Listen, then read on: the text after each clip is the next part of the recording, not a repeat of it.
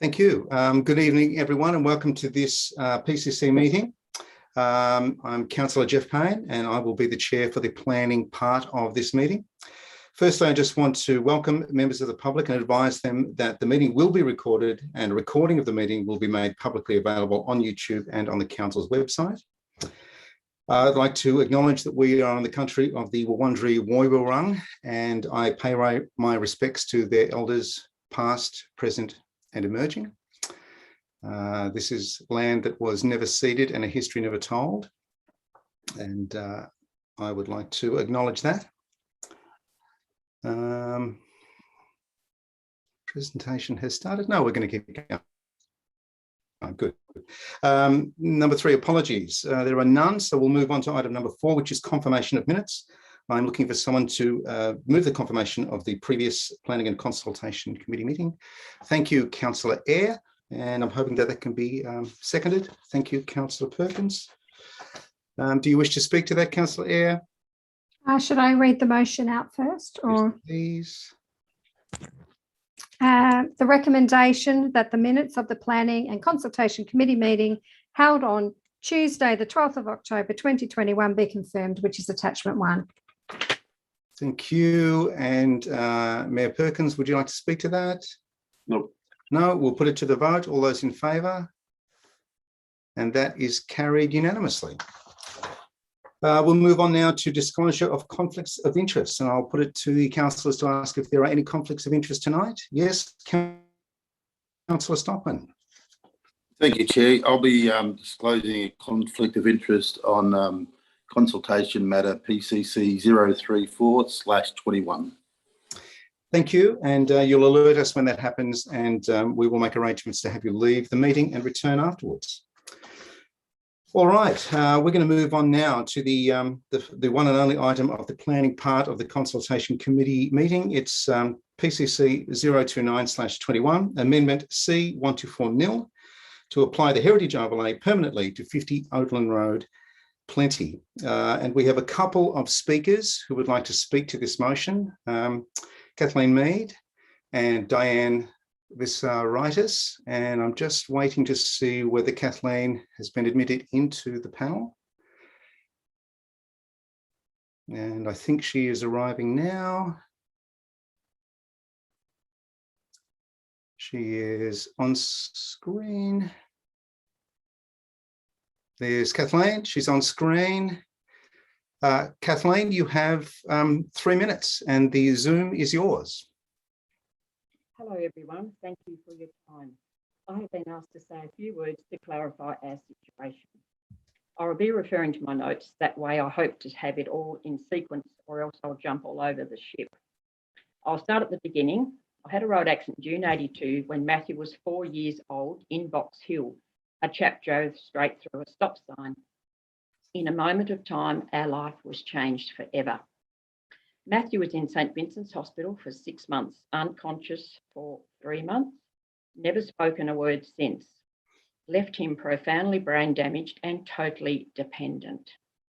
Never been in respite care. We have cared for Matthew at home coming on 40 years next June. We were first offered the property next door in July 2018. It didn't work out at that time, but I did go down to the council and ask for planning department to check on the size of the building envelope. A very nice lady served me. She turned the computer screen around and said, only overlay is a bushfire overlay. So I asked the lady, so that means our son Ben could build a home on that grass area right next to us? And she replied, yes, he could.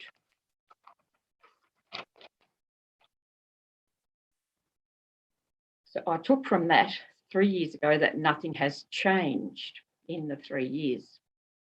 The plan is for our other son, Ben, and Carrie, his wife, and their 3 little girls to sell their home in Eltham and build a Metricon home next to us in view of helping with Matthew's future care and give us a little holiday sometimes. The property was offered to us again earlier this year. We decided this time to go ahead and purchase with a lot of financial assistance from our community. Andrew had suffered a heart attack, and as we are both getting towards 70, we thought this was a necessary and a wise move. We secured the property on the 5th of August this year. Bison Demolition Group lodged a permit which was suspended on the 13th of September until further notice. You could have knocked me down with a feather, absolutely gobsmacked. We just had complete trust in our solicitors, section 32 and the vendor statement. Had we known there was a proposed heritage overlay in the wind, we would never, ever have considered the property at all. We have had tremendous support from our family, extended family, and our church community. Our faith has kept us strong day by day, every day. Thank you all again for your attention and time. Thank you, Kathleen. That was exactly 3 minutes. I commend you on your timing. That was perfect. All right. At this point, I'm going to open it to councillors to have any questions for Kathleen. Yes, Councillor Rantaran. Yes, thank you, Kathleen, for that. I think it's useful to hear that background story. So you said that you went to council the first time you considered buying the property. What year was that? Could you just remind me? 2018. 2018. And you're saying that they said that you could build on the property. Yes, the lady, the very nice lady, planning lady, turned it around to me and she showed me the computer screen. And she said, yes, she said the only overlay on that property is a bushfire overlay. So I said, so could we build on that grass area there? And she said, yes, you could. Not the development plan overlay? Sorry, what was that? The development plan overlay. So there's also a development plan overlay on that property as well. Yeah, well, at our meeting on Friday, we met with the town planners at the little cafe opposite. And I was sitting next to Tim Vickers, and my daughter-in-law, Carrie, she printed it out for me the night before. And I showed Tim Vickers, I said, here it is here. I said, this is just the latest on the computer. I said, this just shows the fire overlay. And he said, oh, and also the environmental overlay. And I said, yes, so there's no heritage. He said, no, there's no heritage as yet. It's only proposed. That was what he said to me last Friday at the meeting with the town planners at the little cafe. And when you spoke to council in 2018, did they mention the rural conservation zone as well? Because that's another quite stringent zoning that. Yeah, no, they didn't. No, she just said, oh, there's just a fire overlay and right.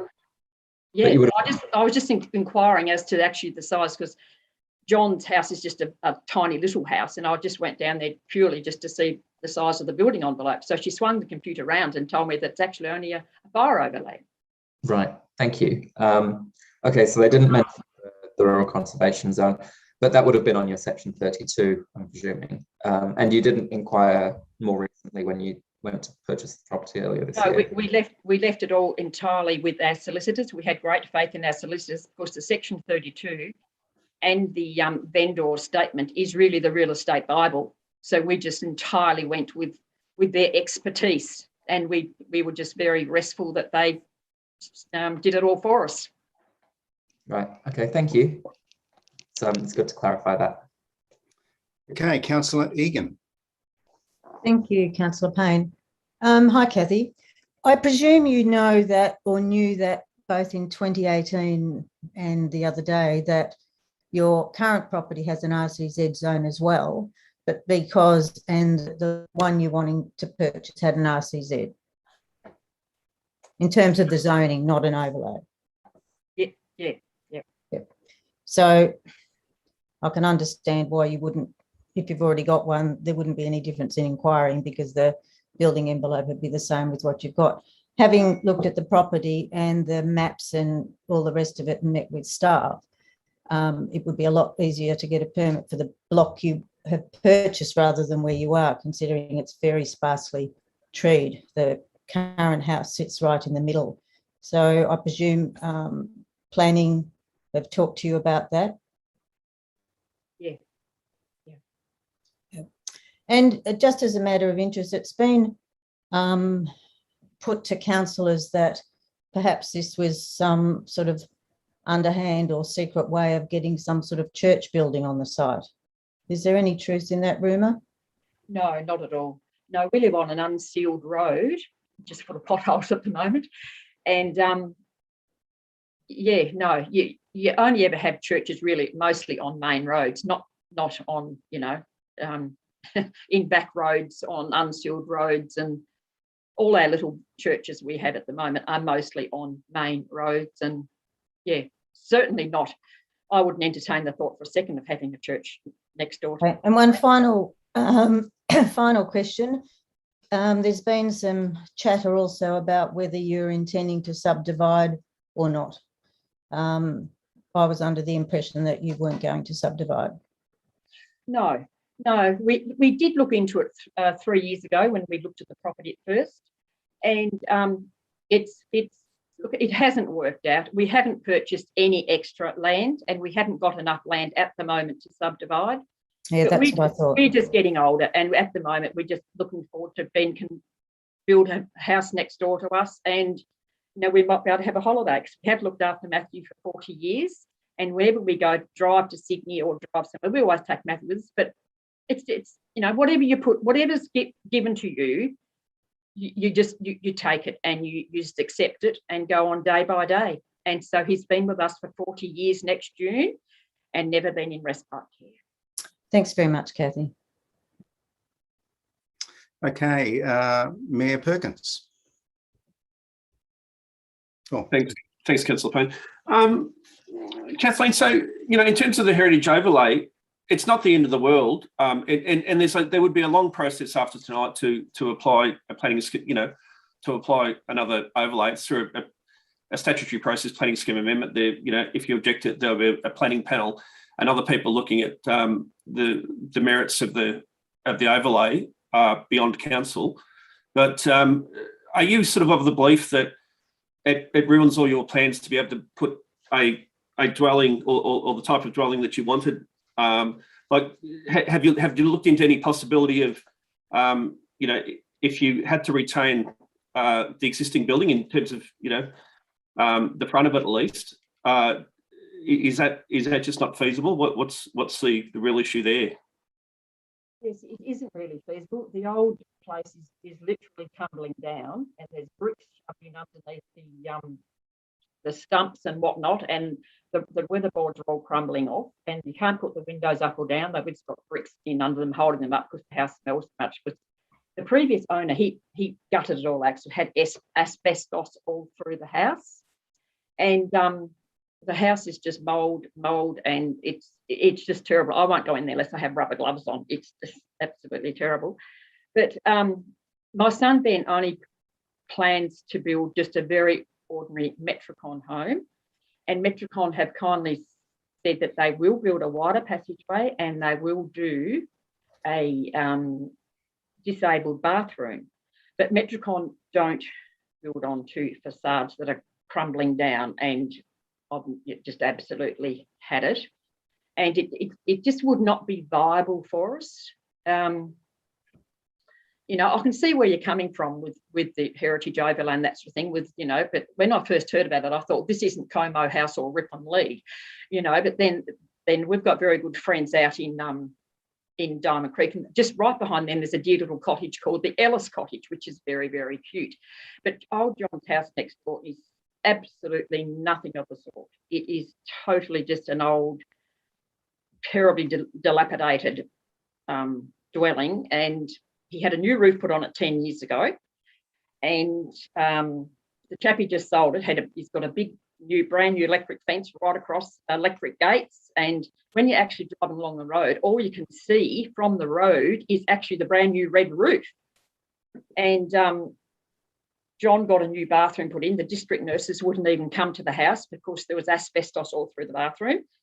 So we tried to arrange for the Grey Army, I think it's called, the Grey Army, to come to pull the bathroom out, but they totally refused. So my husband Andrew, he went out and literally pulled the bathroom out, and then we put a new shower in and a new vanity basin, and a new vanity basin, yeah, and shower and hot water service, yes. But and then so that's all new. And there's the rest of the house is totally gutted out. The previous owner just gutted it. He totally gutted it out. You look in the front door and you can see out the back door. So what was he planning to do? Did do you think he had? Because officers are telling us that well, I think if I have it right, that he knew about a looming heritage overlay, but perhaps didn't pass that information on to you or your real estate agent. Oh, Would that be a possibility? I don't really think Anthony knew about that at all, because he did engage two private builders to build onto the property when he first bought it, and the quotes were so out of this world that he couldn't entertain the thoughts for a second. And the builder said, "Well, actually, this place is not worth building onto." And then he told us that he even got a quote to have the house re-stumped, and the stumping chap said, "I'm sorry, but this house is not even worth stumping." So then he decided to put it on the market. But the heritage overlay, no, I don't really think that he would have known about it at all, because we certainly didn't know it. And I thought maybe the council would have let our solicitors know, and it would have been put in the vendor statement. That's what I just have always thought. It's the Section 32 and the vendor statement is really the real estate Bible. Yeah. Okay, thank you. Okay, Councillor Duffy. Thank you, Councillor Payne, and thank you, Kathy, for coming along to share your story today. 40 years of being full-time carers for your son who has severe disability sounds like it would be really onerous, a gift that you give to him as parents. I can understand why having respite by having your son living next door, Ben, in a house that's able to accommodate your son, Matthew, would be enormously helpful to you, Matthew, and to Ben and your family. So thank you for sharing your situation with us so we can ponder on that. In terms of the building, from what you've said today, it sounds like it's been very neglected over time. One question that I have is in relation to the gates that you've just mentioned out the front. If the facade of the building is really important in terms of heritage, my assumption is that the ability to see the building would be important as well, and the gates that are and the fence that the that we would look through to your property would also need to be in line with heritage conditions. Do you know if the previous owner approached council to get a permit for the fence that was constructed? Because I'm interested to find out if there was a permit that was requested, and if there was an indication by council that they would need to be constructed in a way that would be sympathetic with the heritage of the building. Yeah, I don't know. He got the big wide brand new white fence and the 2 sets of electric gates. He got them all specially made. There were special gate people that came, so I saw it written on the side of their trucks. They came and did it all. But yeah, look, we personally didn't ask him, did he have a permit or anything? He didn't talk much. He was just a bit of a lonesome sort of person, but a good neighbour, but very quiet. But yeah, I'm sorry, I can't answer that. But actually, when you drive along our road full of potholes here, you can only actually see the red roof from the road. The big long white fence and gates, you could only see the brand new red roof, which he got done 10 years ago. I've driven past, so I've noticed that. So my question would be, through the chair, if council was to put an overlay on this property, would council be requiring the Meads to remove the fence that's been constructed in the last 10 years as well, so that it meets the heritage look and feel to match the 1920s house that's there? I think that's a different motion. I'll have to ask governance if that's the case.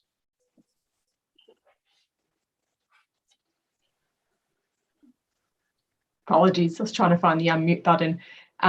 It's a question through the chair if the planning executive manager is able to answer, or we can take it on notice, but I can bring her on the platform. Bear with me one moment.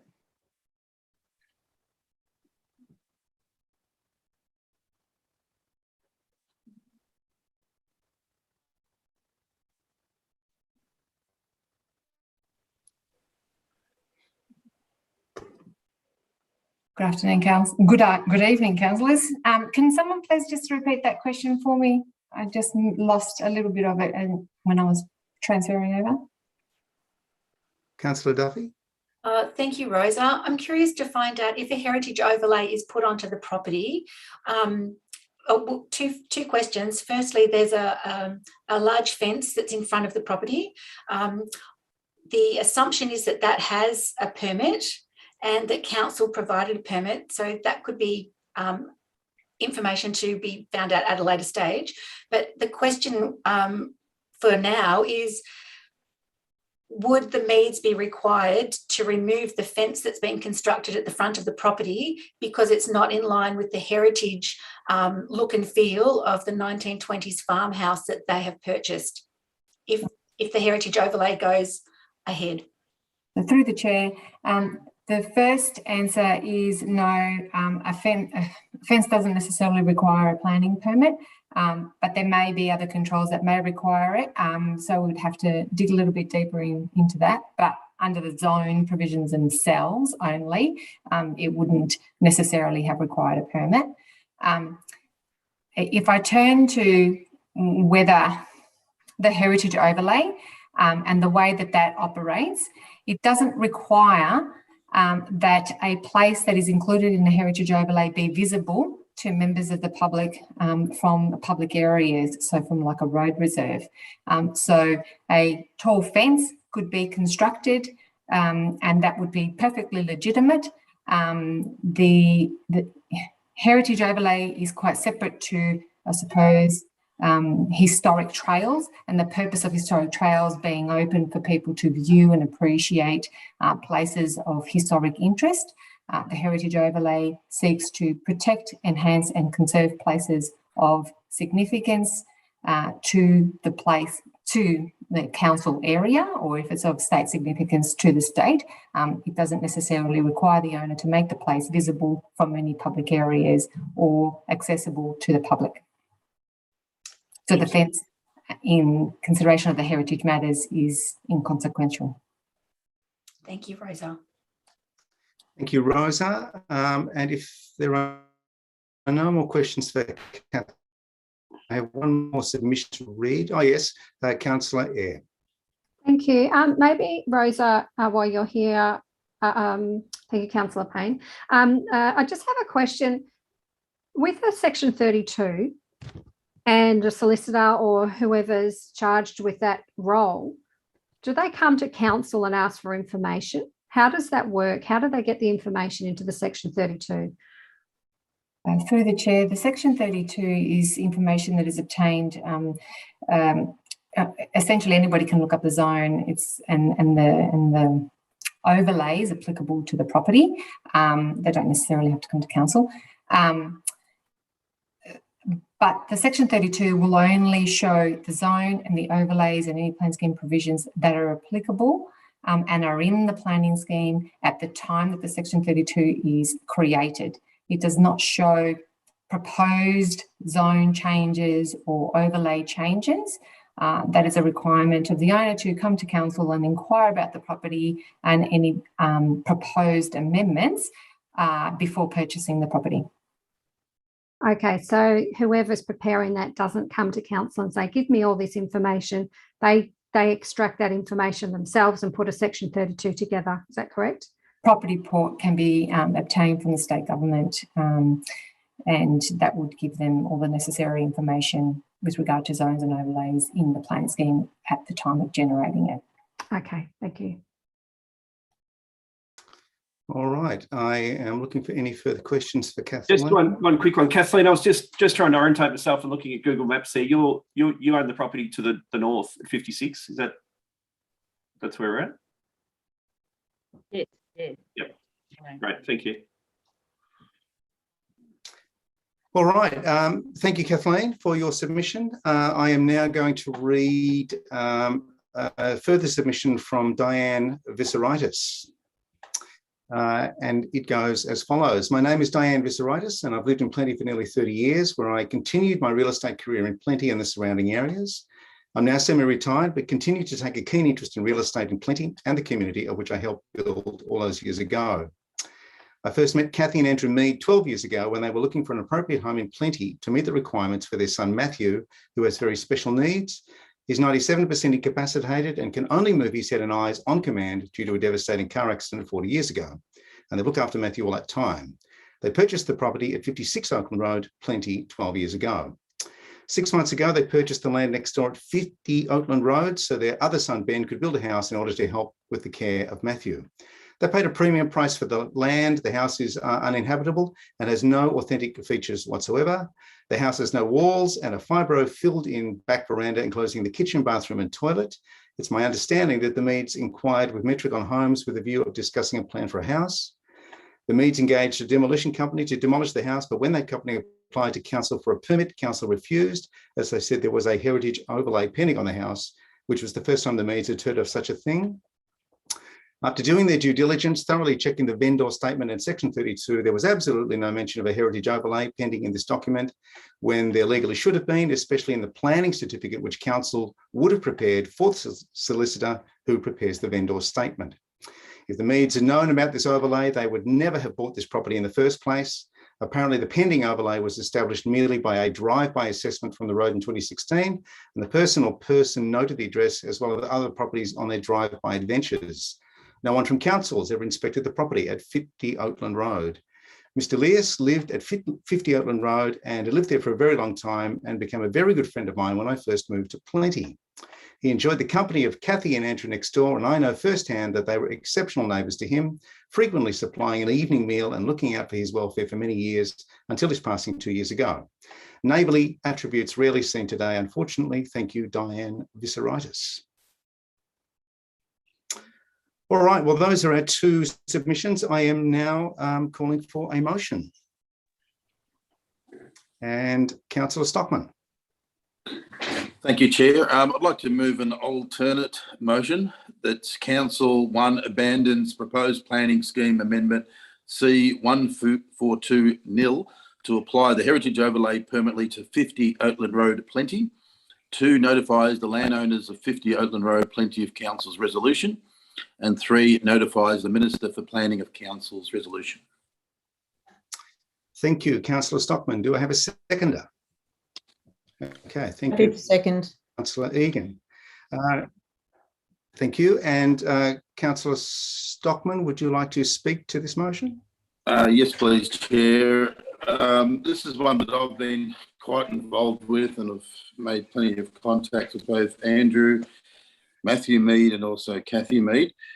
Firstly, I'd just like to simplify something, and that is local government's the level of government that's closest to the people, closest to our community, and we're all here obviously for the community.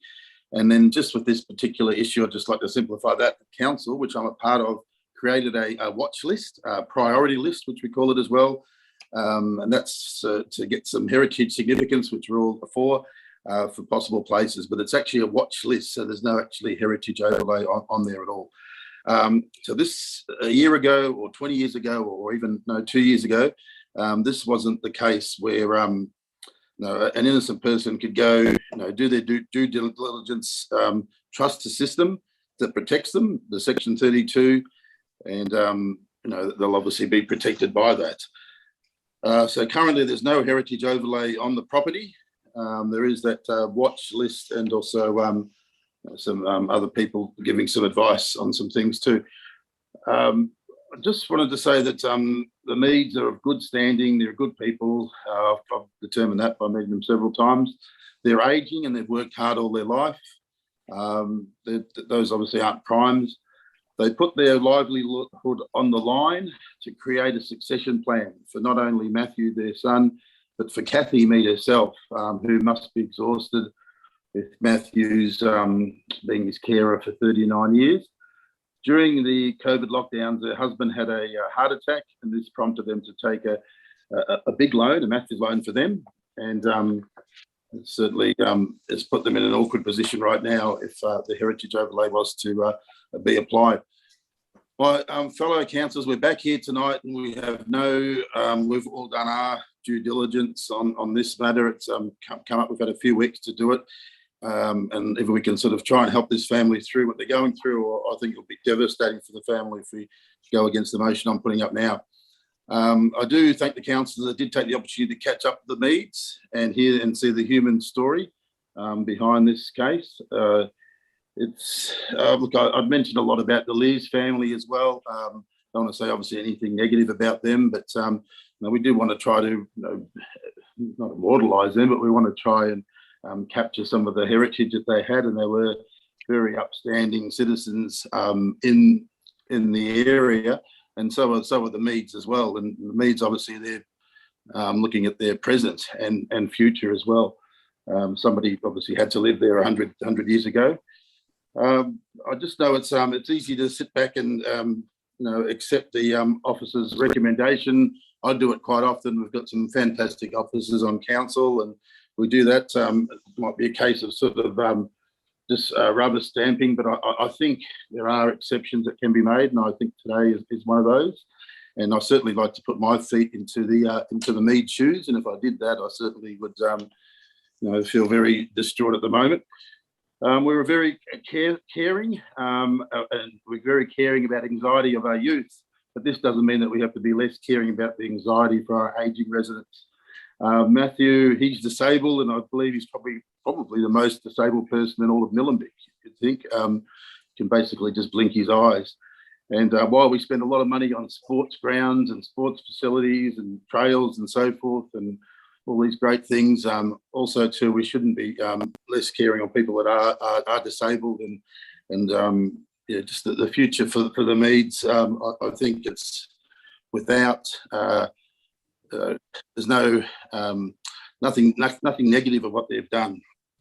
Now, I just wanted to finish off on the last piece here is to my fellow councillors.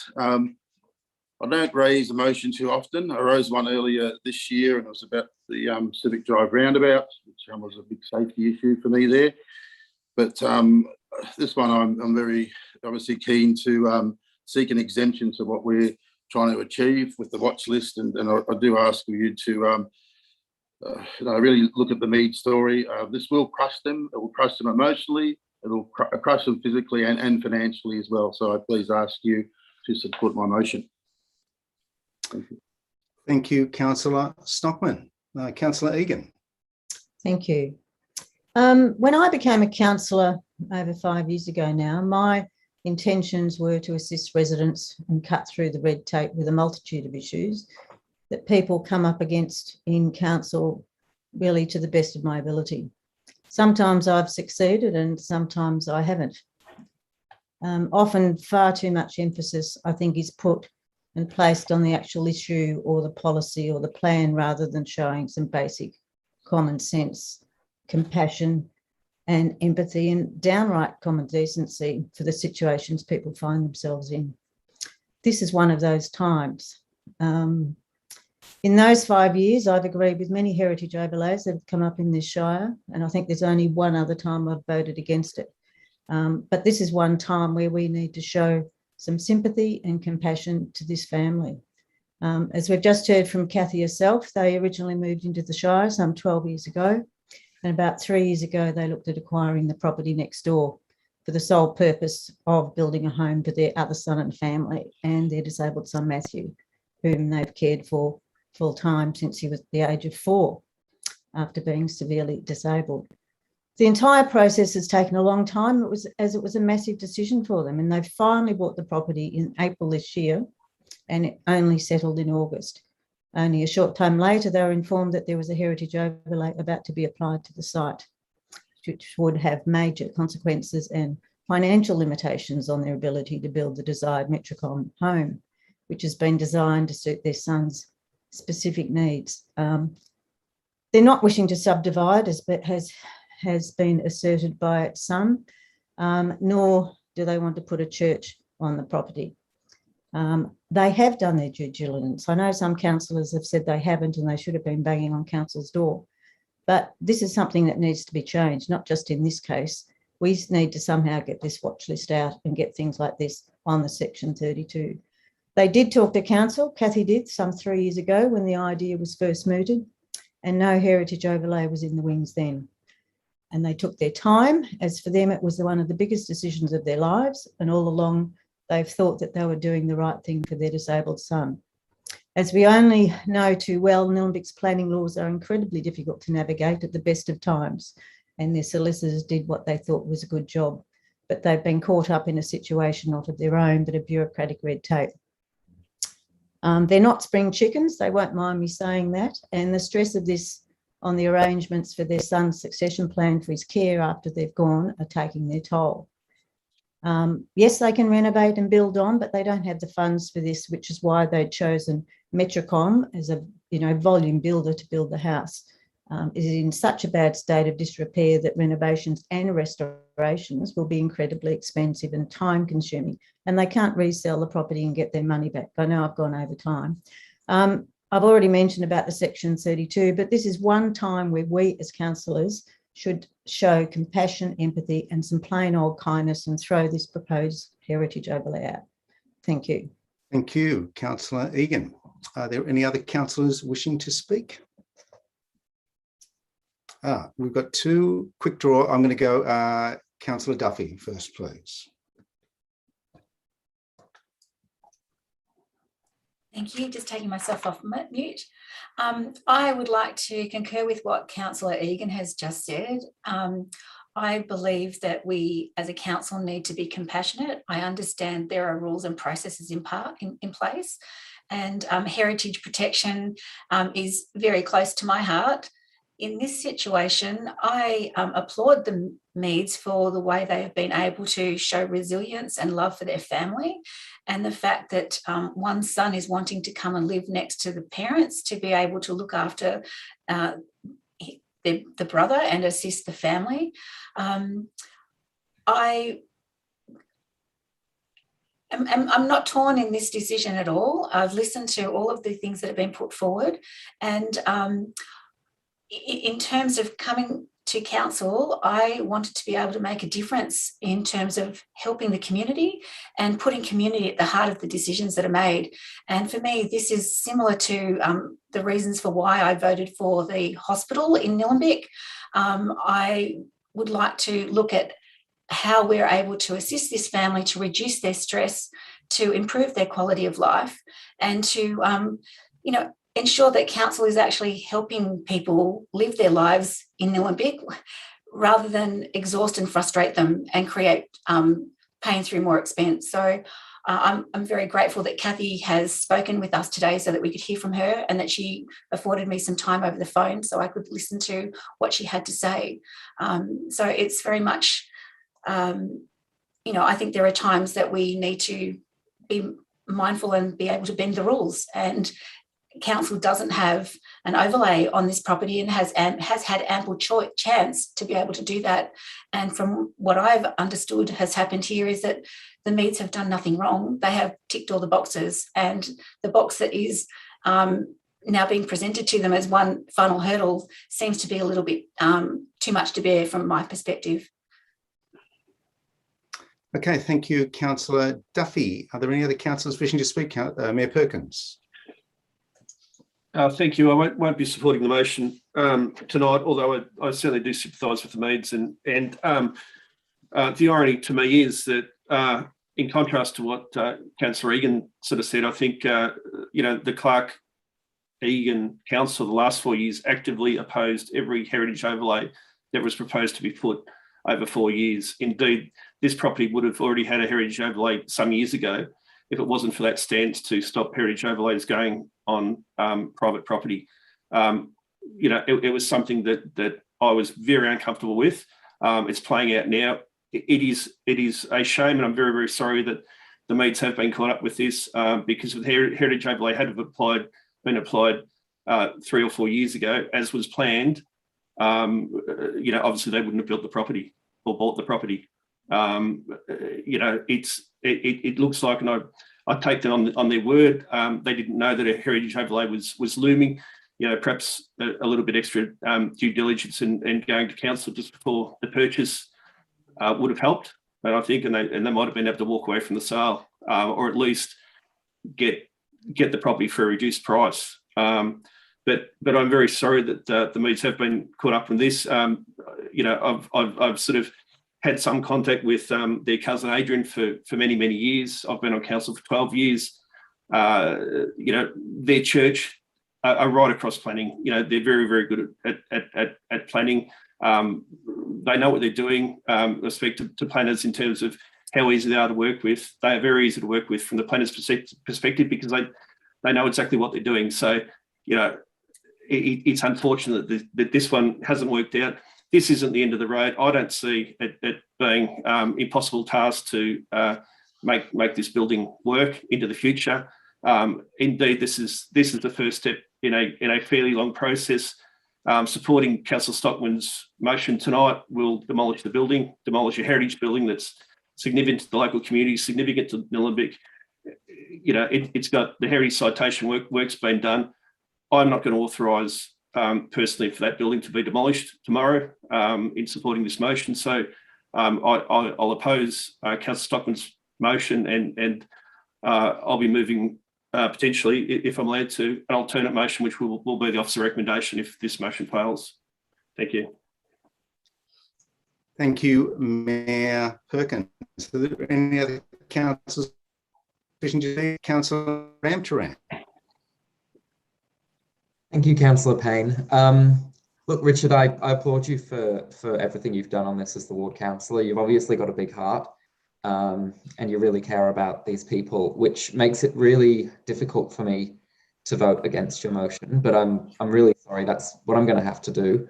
For me, it's not about the people involved. That's not what heritage overlays are about. They're about the heritage. This building really does have some incredible heritage value. It was lived in, as said before, it was lived in by the Liz family, who were heavily involved in developing the Plenty community. They were some of the first people to build. I mean, that is one of the oldest buildings in Plenty because they were the first people to build.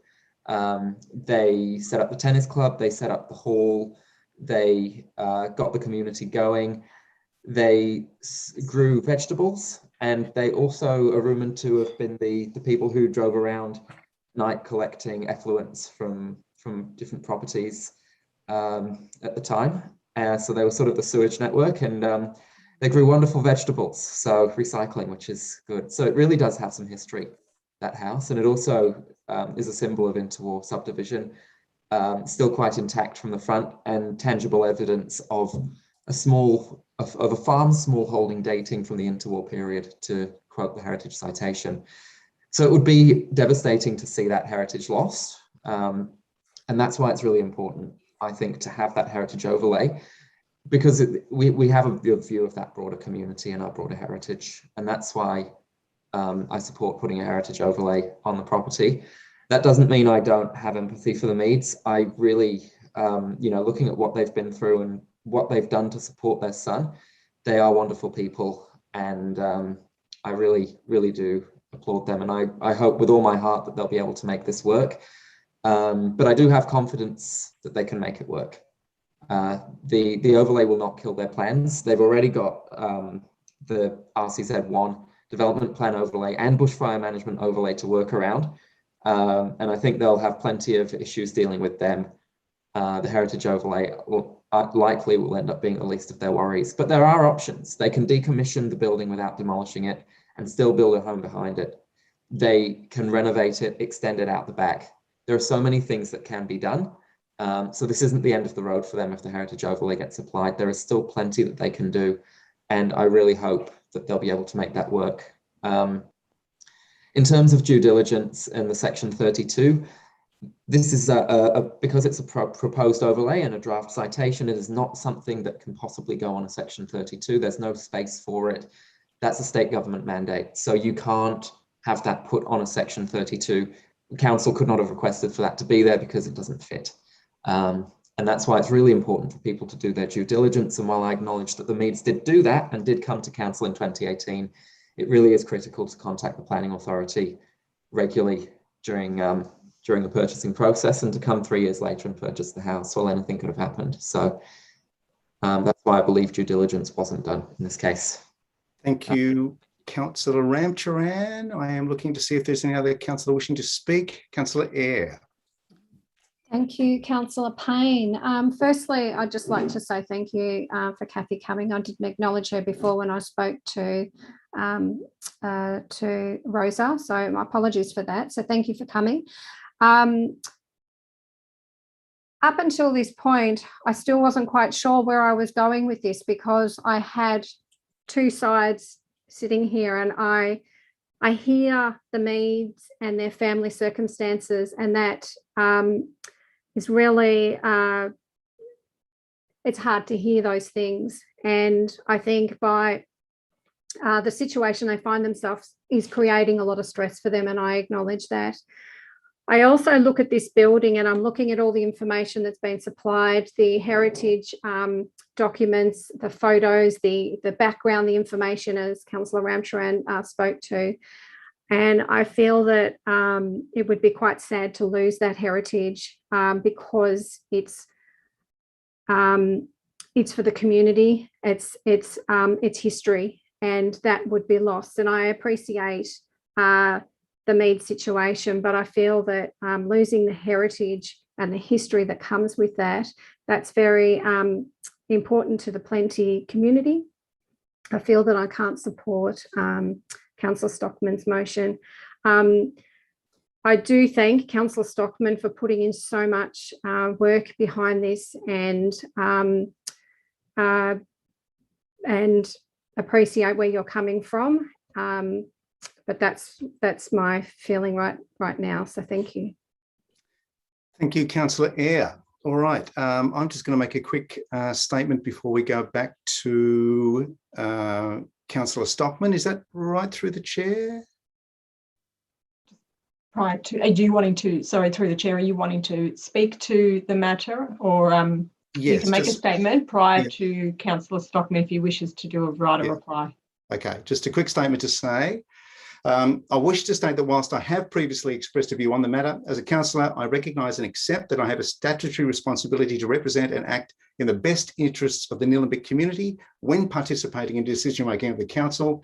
And accordingly, I will keep an open mind by considering all information both in favour of and against the matter before objectively casting my vote.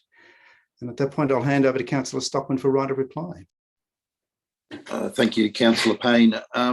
Just wanted to add that I'm not a great speaker, and I don't think Kathy Mead's a great speaker. I really thank Karen and Councillor Regan and Councillor Duffy for speaking up. And maybe Kathy hasn't got a point across as well as perhaps she should have, and maybe I haven't. I feel it's a lot of it's my fault, and I feel very disappointed that I haven't.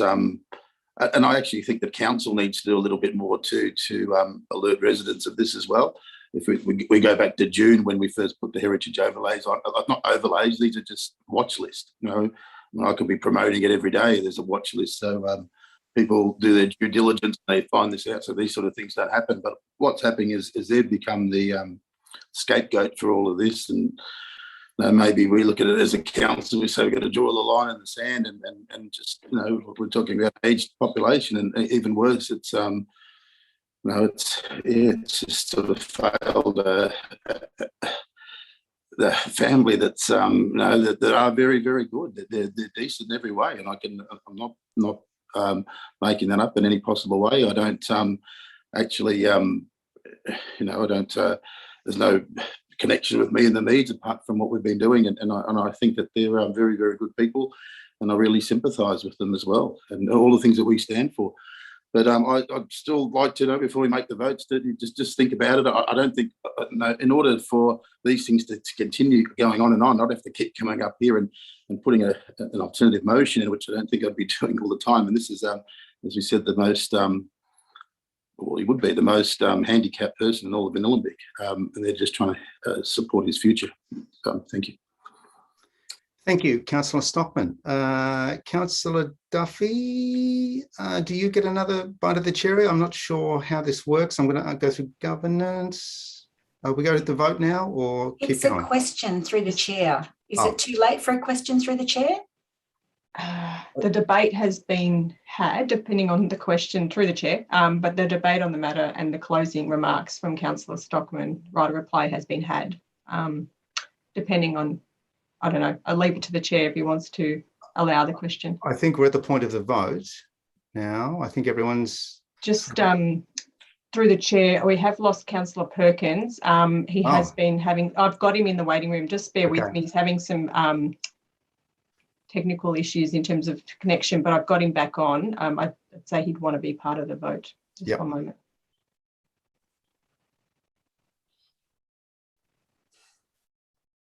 So was that the question, would be allowed or wouldn't be allowed? Well, I'm going to go straight to the vote now, I think. Okay. Because,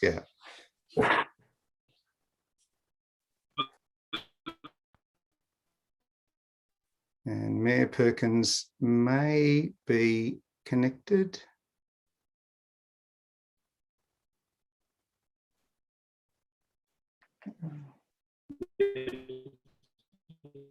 Oh. Okay, Mayor Perkins is either doing karaoke or he's got some technical issues there.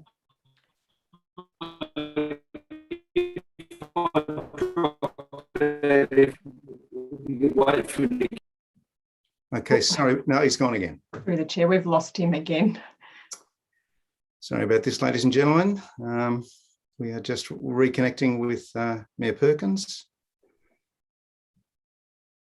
Through the chair, if that doesn't work, similar to how we've done council meetings when Councillor Duffy wasn't able to attend, we might have to call Councillor or Mayor Perkins. You'll call for the vote.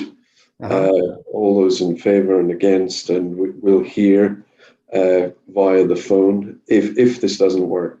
Oh, there we go. We have this is promising. Mayor Perkins back. Mayor Perkins, you're on mute. Can you hear us? He looks terribly frozen to me.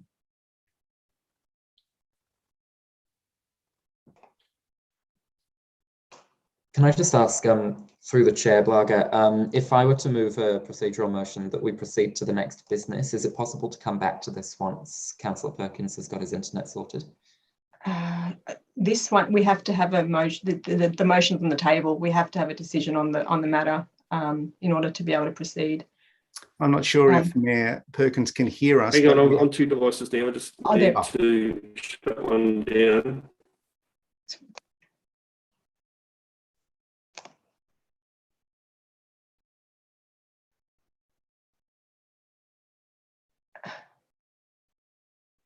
So, Mayor Perkins, can you hear us?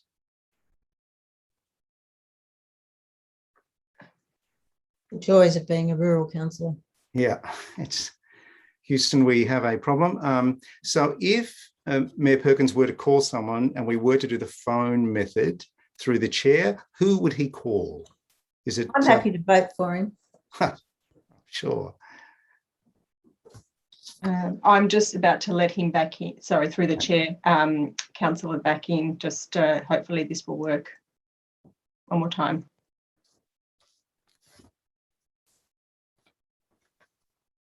If not, Blaga, I think you should call him so that we can establish voice and do the vote that way. Currently, we have two Councillor Perkins. Yeah, which is fine. Okay, I think I'm on the phone at the moment, so I don't know if you can hear me. We can perfectly. Yep. You can see me. Yes, we can. All right. Right, where we yeah, the computer's very unstable. It just keeps coming in and out. So I've got the phone to go. I was waiting in the waiting room for a long time on the phone there. But anyway. So look, I think we are at the point of actually voting on the motion. So if everyone is ready for this, I will put it to councillors to vote on Councillor Stockman's motion. All those in favour? And those against? And that motion has failed. And now I am looking for a motion. Yes, Mayor Perkins. I'll move the officer recommendation as per the papers. Thank you. And do we have a seconder for the motion?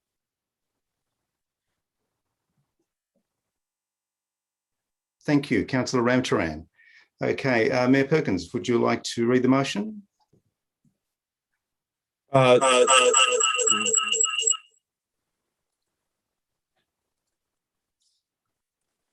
Hopefully. Yes, that's clear. Yep. Okay, sorry about that. Yeah, look, I won't read the motion as per the papers, but I'm happy to speak to the motion, yeah. Okay, if you'd like to speak. Okay, look, I think the debate's been had. This is about the protection of a heritage building. It's probably in terms of planning it's great to sort of say that we need to put community at the heart of things, but planning matters. It's very, very difficult to be objective if you meet with applicants, meet with objectors, get really upfront and personal with it. I might be seen as to be a hard person, but I think that's the business of local government sometimes. That sometimes we have to make the hard decisions, and protecting local heritage, just like we did recently with more memorial buildings, where there might have been people that had other development aspirations for those buildings. I believe the heritage value of those buildings were very important, as do I do with this building and every other building for that matter that is on the council's priority list for stage A and stage B. So this has been a long time coming. I'm very sorry it hadn't happened earlier. If it had happened years ago, like it should have, the Meads wouldn't have got caught up in it. But this is the only way to proceed now. I think there's a planning scheme amendment is not something that's taken lightly by Nillumbik or by the state government. Ultimately, it could go to a planning panel, and there'll be an independent person that will assess the heritage value of the building and whether or not it's appropriate that a heritage overlay be applied. But from what I've seen, I think it is appropriate. So I hope this motion gets support. Thank you, Mayor Perkins. Now I'm worried about my internet connection. Can people hear me? Oh, great. We can hear you. You just froze for a sec.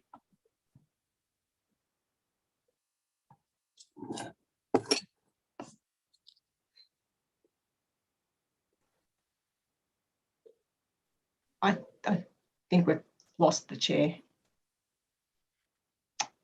Back on? Oh, there we go. Am I back? Yeah. Okay, sorry about that, everyone. Councillor Ramcharan, would you like to speak to the motion? Thank you, Councillor Perkins. Look, I think as Councillor Payne, thank you, Councillor Payne. I think as Councillor Perkins said, the debate's been had. Just to say once again, I really, truly do believe this will work out for the Meads. They have many options left, and I'm sure they will be able to make this work so that they can go on supporting their son and have their son Ben live next door to them and support them as they move into their later years. I said before, it's not about the people when you're applying an overlay. It's about the broader community and our broader heritage, and that's why we have to take what may look like a heartless stance on this issue, but it's not necessarily a heartless stance. It's more about having a broader view, which means making decisions that are difficult. I think this is probably a perfect example of why it's so important to be constantly in touch with the local planning authority when you're purchasing property. Nothing against the Meads, they clearly did do everything they could, but they did try to do enough, but they really did miss that step of contacting the local planning authority themselves, that being council, and really making sure that they had everything in place before they made the purchase. A lot of people do make that mistake. So I don't want to single the Meads out at all, but at the end of the day, if we made an exception for everybody who made that mistake, then we'd be losing all our heritage, all our green wedge, because everybody has the same story. When we go to apply an overlay or when we go to reject a planning permit, everybody has the same story of how difficult it will be if they aren't able to go ahead with exactly what they want to do. But at the end of the day, it needs to be them doing their due diligence before they make the financial commitment, and council can't then go copying copping the fallout when people don't do that due diligence. So once again, I acknowledge that the Meads did everything they could. They tried to do everything that they could, but they just missed that crucial step. And it's a step that I think we probably need to work harder on communicating to the general public that that's a step that needs to be taken, because otherwise this is the situation we end up with, and it's difficult on all of us. Thank you. Thank you, Councillor Ramcharan. Are there any other councillors wishing to speak?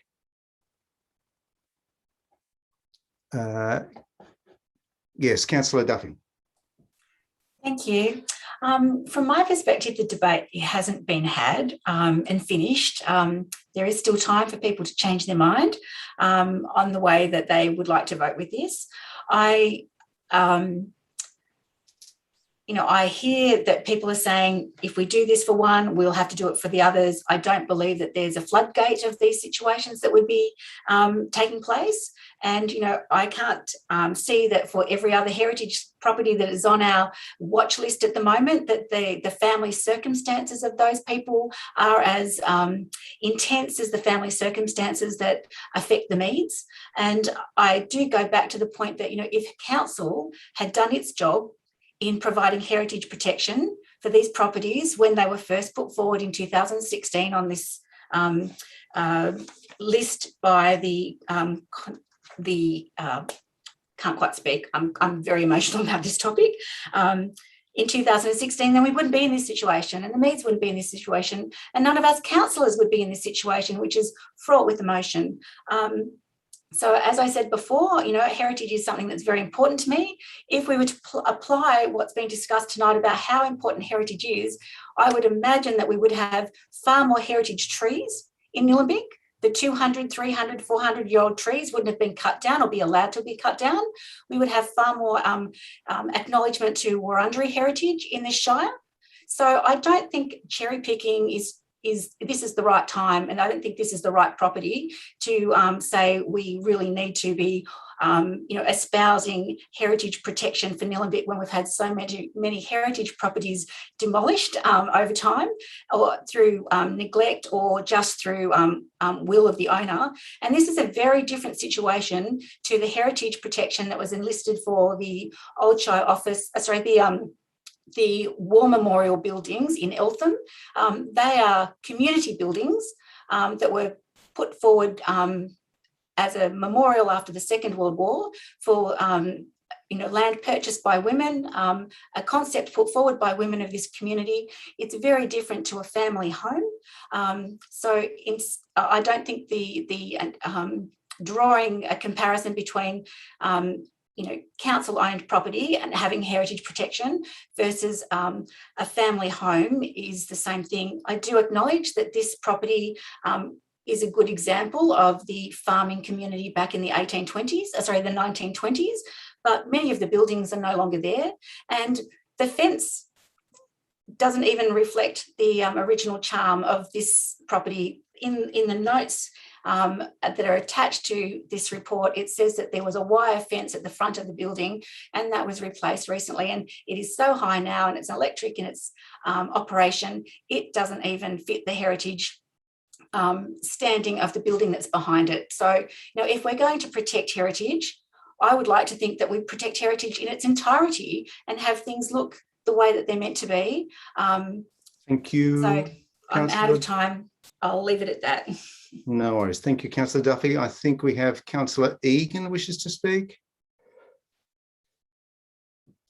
Thank you, Councillor Duffy, for those comments.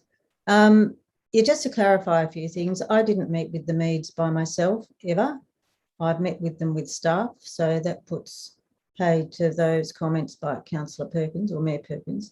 The other issue is I find it quite ironic that Mayor Perkins raises the issue that this is a state government initiative when, after what they've done to Fitzsimmons Roundabout, Yan Yan Stage 1, Yan Yan Stage 2, the duplication of the railway, they've knocked out trees left, right and centre. The only two we've managed to save are those two red gums by knocking out a dozen on Bridge End Road. So, that argument has absolutely no weight with me whatsoever. Obviously, I won't be supporting this motion. And I totally disagree, Councillor Ramcharan. This is about people. It's not about heritage this time. It's about real living, breathing people. And words fail me. Sorry, I can't speak anymore. All right. Yes, we have Councillor Stockman would like to speak. Sorry, thanks, Councillor Payne. You just further to what Councillor Egan said. There has been a lot of heritage in Plenty, and there was an old primary school there which has had much more heritage than this building would ever have. And you could speak to anyone from your heritage, people that you might draw from. And the primary school didn't get moved because they didn't want to cut down 3 trees. And people in Plenty lost that primary school. It would have been a great primary school to have. But then they bulldozed the whole heritage park to build something else. So there's just like inconsistencies. What we are as councillors is we can change those inconsistencies and stand up for people now and then. It's not just a stamp, otherwise you don't need councillors. Just officers can just bring it up and bang, you just put it through. That's what you're saying. Here we're saying that we're the closest people, we're the closest to the people, and we hear their story, and we've got a chance to stick up for people. That's where else are they going to go? That's all. Thank you, Councillor Stockman. Are there any other councillors wishing to speak to the motion? I will take that as a no. So at that stage, I will ask that we put the motion to the vote. All those in favour of the motion? Oh, no, sorry, Governance, sorry. So through the chair, if Councillor Perkins as the mover wants a right of reply. Oh, I say, sorry. I certainly do.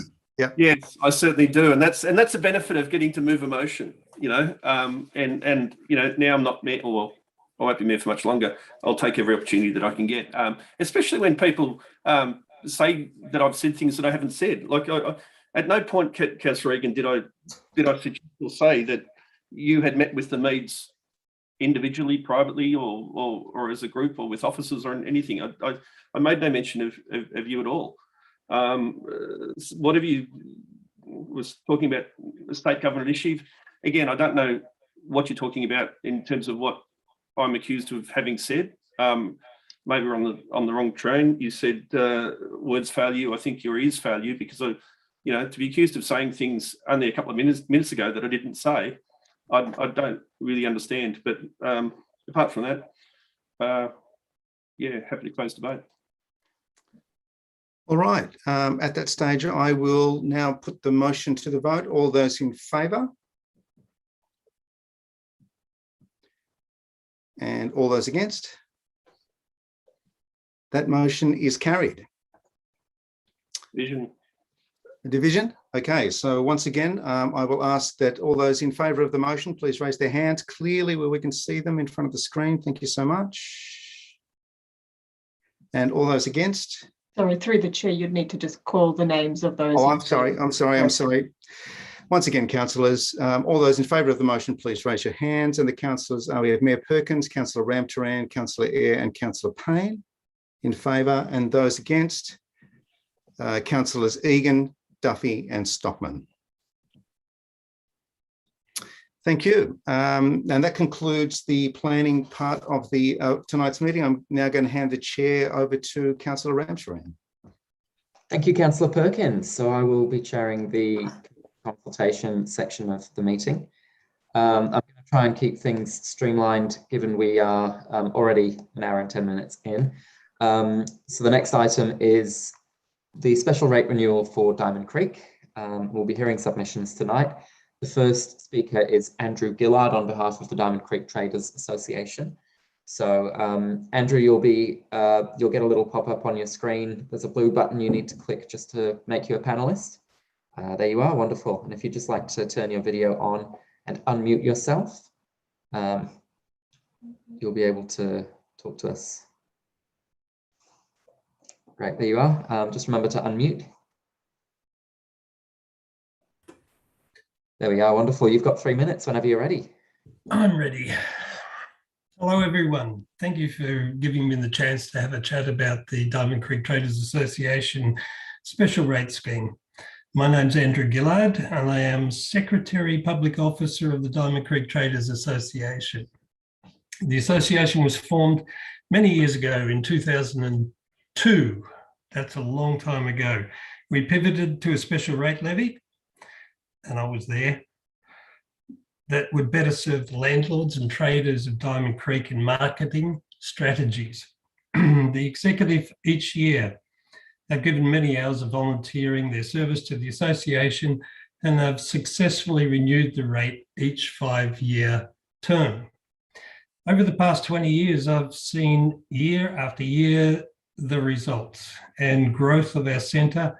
Many empty properties have been leased, attracting many new businesses.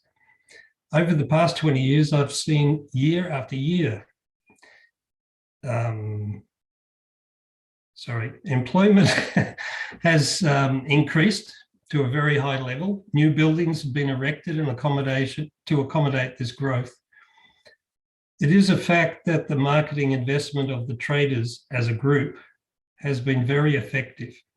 It has been kept affordable and strategies used have been closely monitored by the executive and the council.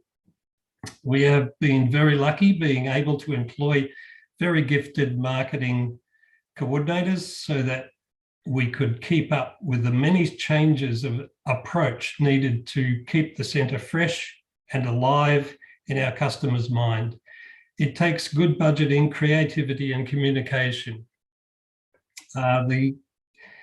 The competition that we have from other areas like leakage to Plenty Valley and Lorimer and Greensboro is well known, requires continuation of communication. This comes at a cost.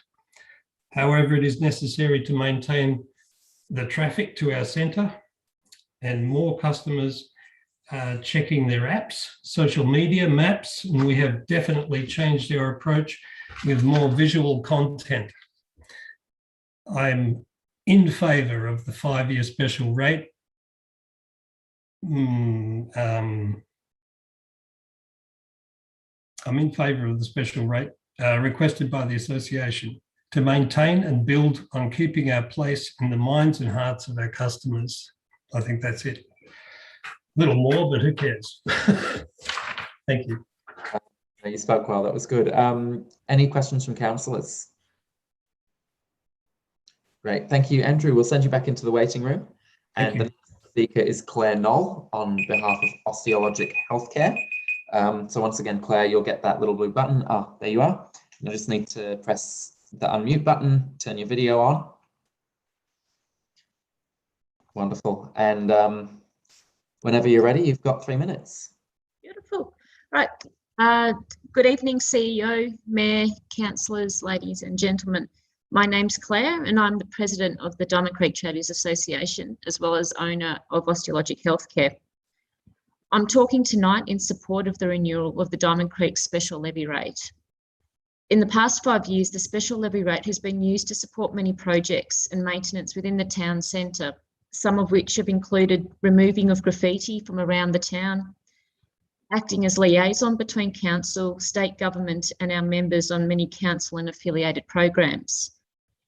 It's assisted with successful advocacy for the installation of more parking on Elizabeth Street near the football oval, which has been a long-term issue. We've worked with local community members to maintain Shute Street planter boxes to help with the streetscape. More importantly, recently we've built a new SEO-friendly website for Diamond Creek shopping, and it's also involved creating a unique page with content and Google listing for every business within that Diamond Creek area.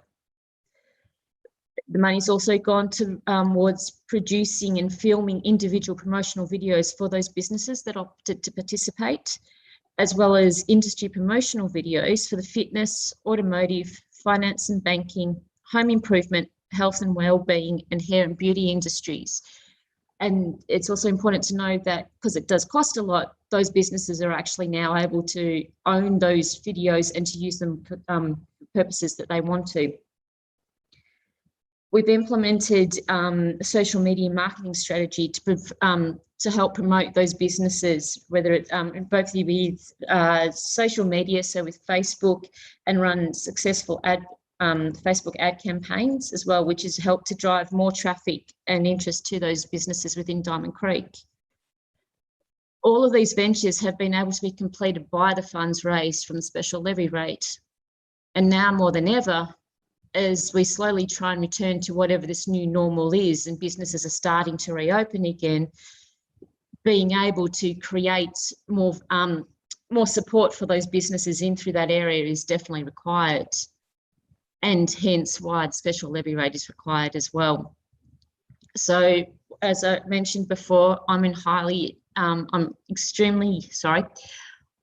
extreme support of renewal of the special levy rate so that these businesses can continue growing through the future. Thank you. Thanks, Claire. Any questions from councillors? Wonderful, thank you, Claire. We'll send you back into the waiting room. I've got two submissions now to read out. The first is from Victor Wong from HR Block Tax Accountants. And Victor has written, HR Block have been in Diamond Creek since 2015. In that year, no one knows HRV, let alone Victor Wong, the office manager. I have tried all traditional means as recommended by head office in Sydney.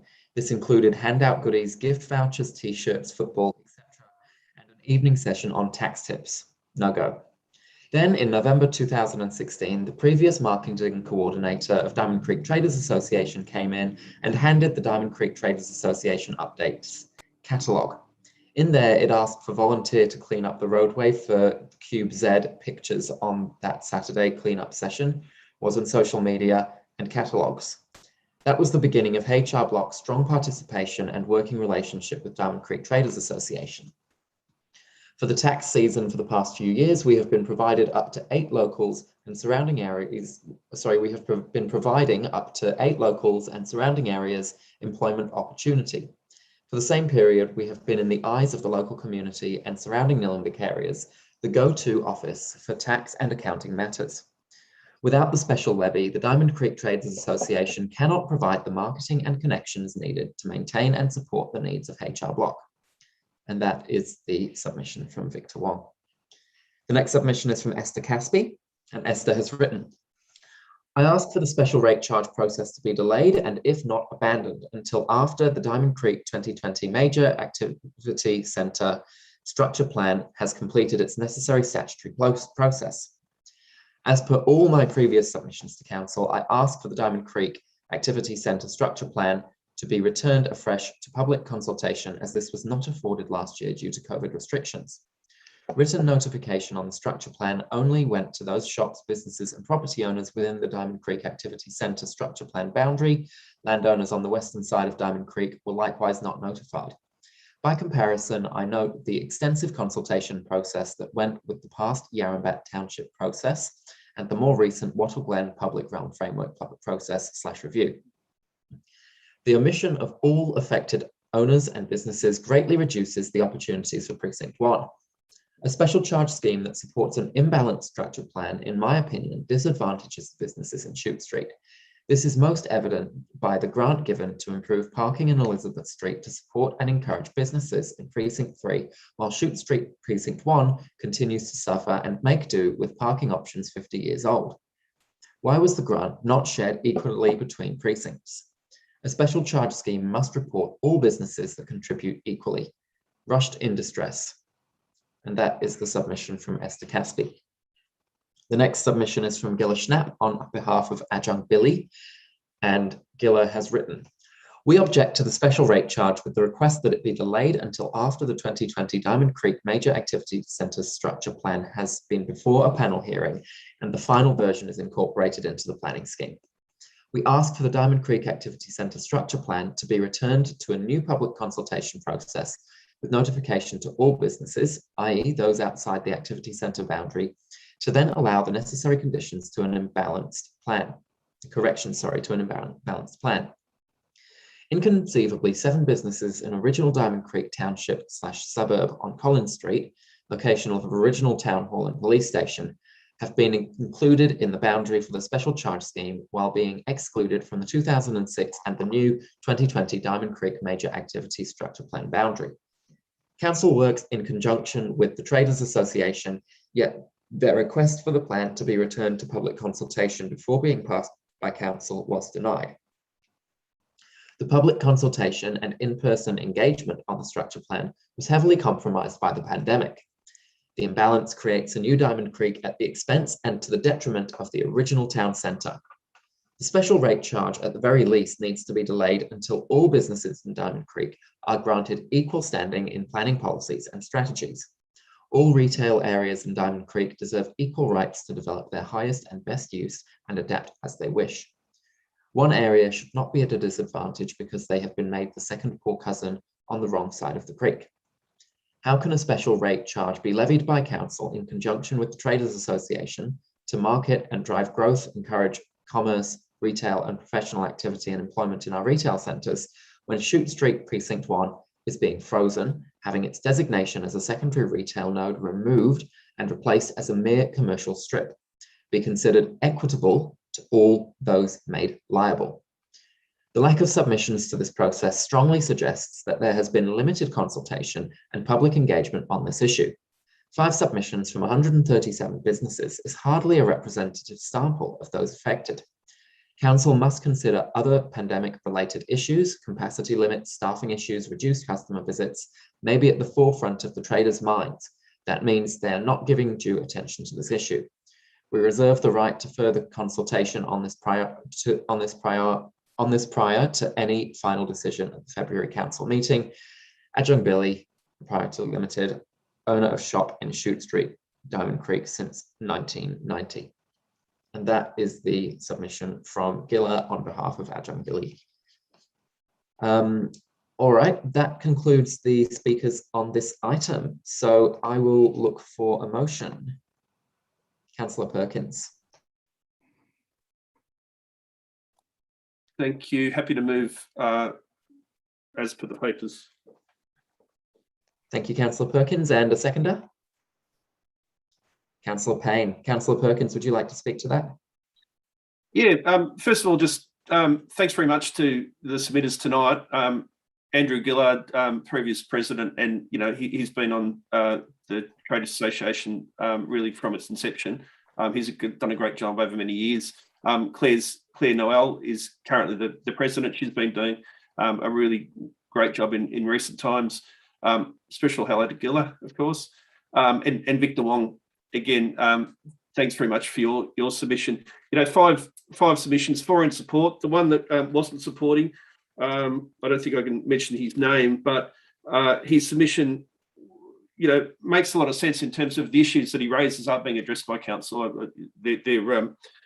There's nothing new there in terms of things that we're working on, but basically the submitter just doesn't. That submitter doesn't want any promotion of Diamond Creek whatsoever. So anyway, that's his viewpoint. But look, I think that the rewards are here for that small but very hardworking committee. They work to support their own business, but also to support the wider Diamond Creek retail and commercial and service area. They are volunteers. By supporting Diamond Creek, their business does get supported, but they do much more than support themselves in terms of being on this committee. So just a shout out to the very, very hardworking committee who meet routinely, have a marketing plan, do a lot of good work in behalf of the Diamond Creek Activity Centre, and also the marketing coordinator, who's Anna Henderson, who also does a fantastic job as well. So it's all going well, and the $120,000 per annum, they haven't looked to increase from 5 years ago. They've kept their spend, which is appropriate, I believe, coming out of lockdown, and working with the Echo Dev team. It's a good partnership, and we hope that it goes from strength to strength. So I'm very happy to move this motion. Thank you, Councillor Perkins. Councillor Payne? Nothing to add to that. Any other councillors? Councillor Duffy. Thank you. I'd like to follow on from Mayor Perkins and pay my compliments to the Traders Association and to Anna Henderson for the work that they do in promoting Diamond Creek. I'd also like to make sure that where possible that this scheme is able to ensure that all businesses in Diamond Creek are included and promoted so that everybody's able to benefit equally from that. And, it's fantastic that with the proposed rate or the special levy here, that it's going to not increase and it's set for 5 years. So, in a time when money is precious, it's good that this is not going up. And that's all I'd like to say. Thank you. Thank you, Councillor Duffy. Any other councillors? I'll put that to the vote. Those in favour? And that is carried unanimously. We'll move on to the next item, which is the response to the first round of public consultation for the Watchful Glen Public Realm Framework project. There are some speakers. The first speaker is Anika van Hulsen on behalf of the Watchful Glen Residents Association. Anika has just been led into the room. So Anika, if you'd just like to unmute yourself and turn your video on.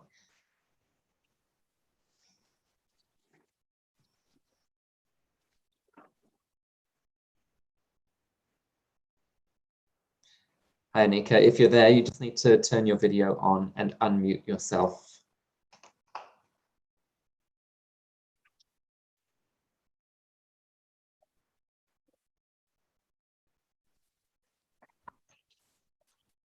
Okay, you've unmuted, so we can hear you, but we can't see you. It's up to you if you want to talk without video. Yeah. Okay, I'll present without the visuals. Great. Well, whenever you're ready, you've got 3 minutes. Okay, thank you. Thank you, Council and officers, for this project. We hope it will deliver the improvements much needed in Watchful Glen, and we look forward to the next stages of the project. It is a fortuitous conjunction that this Watchful Glen Public Realm project is occurring at the same time as important land is up for sale in Watchful Glen. This Public Realm project is about strengthening Watchful Glen's sense of identity and the connectivity within our township. The 36 Manish Road property does all that, plus more. It is the missing link. Environmentally, the land is very important. It is rich in biodiversity, and socially and recreationally, it can do so much more.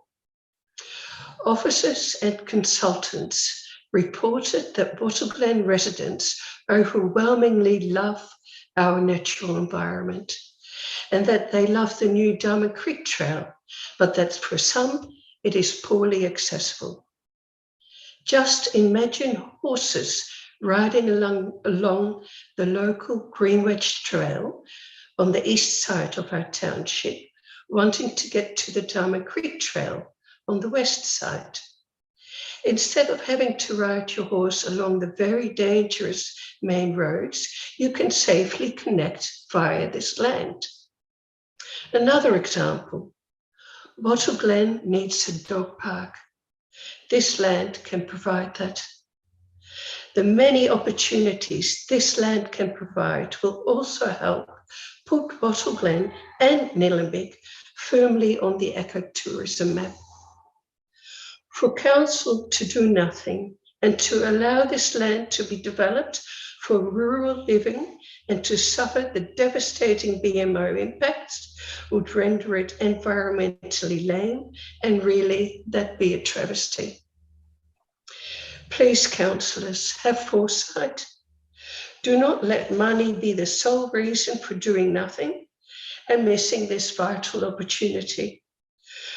Please work with the community to make it happen, and please amend tonight's motion accordingly. Thank you. Thank you, Anika.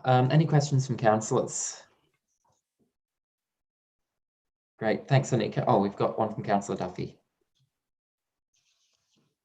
Thank you, Anika, and thank you for alerting us to the land that's adjacent to the township at Watchful Glen that's for sale.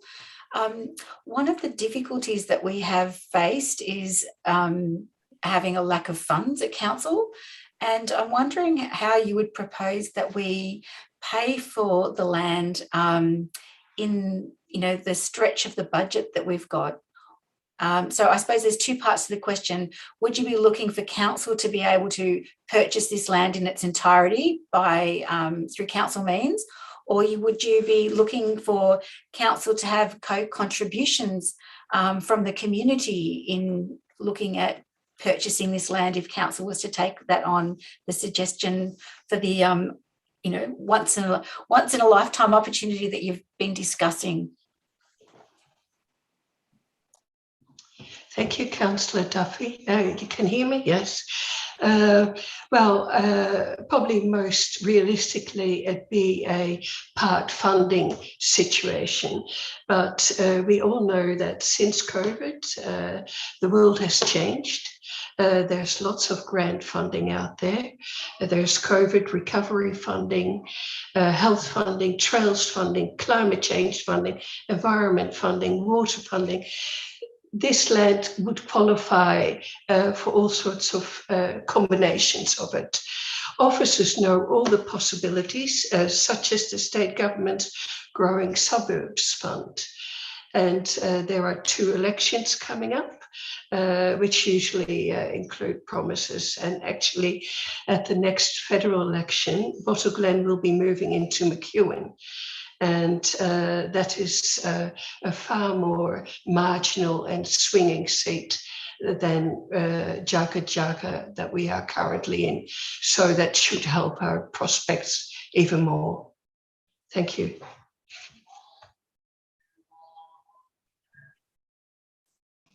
Thanks, Anika. We've got a question from Councillor Egan. Thanks, Councillor Rantrain. Hi, Anika. I'm just a little bit at a loss as to how you propose that horses using that land could get from the Green Wedge Trail to the Diamond Creek Trail, because they've got to cross a main road. So how would the land assist in that? Well, actually, they wouldn't be crossing the main road because the Green Wedge Trail is on the north side of the main road. And you go along the Watery Gully Creek Green Wedge Trail, then you can cut up, going straight up north onto the 36 Manish Road land. Then you can turn into Manish Road, and the lot of submissions have suggested that a traffic calming device should happen at that corner, like a roundabout or something, or lights, so we can slow down the traffic, so all the horses can wait at a traffic island or some sort, wait for the traffic to slow down and then cross onto Wilson Road. So they miss out on having to go all along that main Heidelberg King Lake Road, which is very dangerous. But we've already just got a roundabout on the corner of Wattle Glen Road. So you're proposing another roundabout sort of 100 metres up the road, because I can tell you now Vic roads won't come at that, or DOT as they're now known. It'll have to be some other means of getting across, probably closer to the roundabout, which would negate the use of that Manish road land. Well, I guess that would have to be decided by the experts. How would you feel about using it for a hospital? I haven't thought about it, and really I am speaking on behalf of the Residents Association, so I would be very hesitant to answer that. Okay, thank you. Thanks for your submission too. Great, thanks, Anika. Any other questions? All right, we'll move on to the next submitter. There's only one other submission, which was typed for me to read out. This is from Bill Lord, and Bill has written, one aspect about Wattle Glen open space. In the late 1970s, when Wattle Glen was part of the Shire of Eltham and part in the Shire of Eltham and part in Diamond Valley Shire, a parcel of newly subdivided land along the Watery Gully Creek, formerly owned by the Pepper family, was put on the market for sale. The Wattle Glen Residents Association asked both councils to buy this land for open space. Even though the land was in Diamond Valley Council area, the Shire of Eltham bought the land. Initially, residents were not sure about the purpose, but eventually Pepper's Paddock was born, and it was no longer to be a horse paddock. Residents paid for and physically built playground equipment, and a working bee got rid of all the hawthorn bushes along the creek. Eventually, council provided public toilets, then via 50-50 split funding, council and the Wattle Glen Residents Association provided today's barbecue and picnic shelter. Then 29 years ago, resident Rhonda Hayball started the Friends of Watery Gully, with a monthly revegetation working bee being held ever since. Now the land between Clark Avenue and Manish Road in the middle of Wattle Glen is up for sale. What an excellent opportunity to make Pepper's Paddock a hugely enlarged community open space with the potential for walking tracks to connect parts of Wattle Glen, including the Diamond Creek Trail, and for hugely improving the Wattle Glen natural environment. Many residents think that we have pulled our weight for the community over the years, but now we need council to do their best to keep looking to get grants, etc., and to plan to try and buy this land while it is on the market. And that is from Bill Lord. And I'm sorry I said that was the only submission. There's one more from Gina Lloyd Thomas. Gina has written, "Thank you for considering my submission. I feel privileged to live on Wurundjeri land under a wide sky that sheds golden light on the surrounding bush most evenings. It is the beauty of this natural world and its abundant bird and wildlife that keeps me sane through trying times. Wattle Glen's built environment nestles gently within the landscapes. Bill and Garda's general store, Pepper Paddock, and the bush track that runs below the northern side of Wattle Glen Kangaroo Ground Road, providing walking access to the general store, are all very special to me. I love the main trail too and look forward to the Hurstbridge sector opening. I would value the following: consideration of storyboards about the history of local Wurundjeri people, native planting to soften the impact of the new station car park opposite the roundabout, the widening of the bush track on the Vic Roads land below the Wattle Glen Kangaroo Ground Road for mobility scooter use. This would help me to maintain independence with safe access to the general store, recreational and social connections, and to Diamond Creek and Hurstbridge shopping precincts via the new trail. A pedestrian crossing across the Heidelberg Kinglake Road to facilitate safe access from Pepper's Paddock to the Wilson's Road trail entry. And that is the end of the list. My love for Wattle Glen, however, is tempered by my fear of the traffic speed on the Wattle Glen Kangaroo Ground Road. I'm regularly terrified by high-speed tailgating drivers as I drive into Wattle Glen or slow down to turn into Lorimer Road. In peak hour, the risk of being involved in a high-speed multi-car collision is a daily event. Anyone waiting at the bus stop would have no hope. When I have my grandchildren in the rear seat of my car, I fear for their lives as I wait to turn. The capacity for people to enjoy our charming village space in a relaxed manner will always depend on proactive management of the traffic speed through the collective actions of Nillumbik Shire Council, PTV and Vic Roads. This is a critical requirement for safety of all, including our wildlife. Please consider the development of a joint proposal to redesign the Wattle Glen Kangaroo Ground Road / Lorimer Road intersection to intentionally slow traffic down as it progresses towards the heart of Wattle Glen. Do this by moving the 80-kilometre speed sign on the Wattle Glen Kangaroo Ground Road to 200 metres east of Lorimer Road. This would create a much safer environment around the bus stop and for accessing the bush track. A low-speed, controlled intersection would also facilitate safer turning into Lorimer Road. Please note that moving the speed sign would require a 50-kilometre-an-hour sign to be erected on Lorimer Road. As currently unrestricted road, Lorimer Road has a 100-kilometre-an-hour speed limit, precluding it from intersecting with any road which has a 60-kilometre-an-hour speed limit. Reduce the multiple hazards related to repetitive formation of deep and dangerous potholes along the entire Wattle Glen Kangaroo Ground Road. Thank you for the opportunity to share my suggestions and to the reader who has presented this submission on my behalf. Made it by 5 seconds. All right. That is all the submissions on this item. So I will look for a motion. Councillor Egan. Thank you, Councillor Rantrone. I'd like to put up a motion that the committee acting under delegation from Council 1, notes the public response as outlined in this report to the first round of consultation for the Wattle Glen Public Realm Framework Project. 2, resolves that the confidential unredacted copy of submissions to the exhibition of the public engagement for Council's Wattle Glen Public Realm Framework Plan Project, we'll have to come up with a shorter name for that, remains confidential on the grounds specified in the definition of confidential information in section 3(1)(g)(2) of the Local Government Act 2020. 3 notes that a first draft of the PRFP is scheduled to be presented to a council meeting in early to mid 2022 with a view to council endorsing it for public engagement, and 4 writes to all respondents to the community engagement to express council's gratitude for their contribution and to advise them of the committee's resolution and the next steps in the project. Thank you, Councillor Egan. Do I have a seconder? Councillor Perkins? Councillor Egan, would you like to speak to that? Thank you, Councillor Ramtran. Yes, this is all about the first round of public engagement for the WGPRFP. We'll start using that. This is all about enhancements to public spaces in the heart of Wattle Glen to improve connectivity specifically, particularly for those not in cars, and to support the character of the place.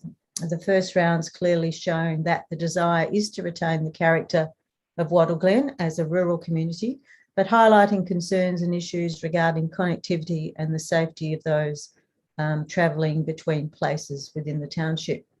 It certainly shows the need for this project, but will go a long way in assisting officers to prepare a first draft. Some of our advisory committees have already been consulted, including RTAC, the Youth Council, Wurundjeri, PAC, and the Arts and Cultural Committees, advisory committees, among some of those who have been consulted with. We've had workshops, and all residents and owners in Wattle Glen have been notified, as well as other stakeholders like the shop and the school, CFA, tennis club, etc.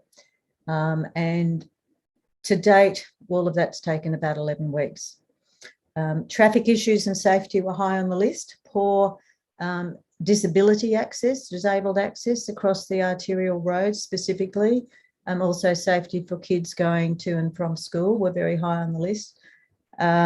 Also dangerous intersections. The other sort of big area were footpath issues with not just the physical footpaths with, you know, when we're missing some, but linkage problems with the Diamond Creek Trail and Green Wedge Trail specifically for all users. And many other issues which will be covered in this project.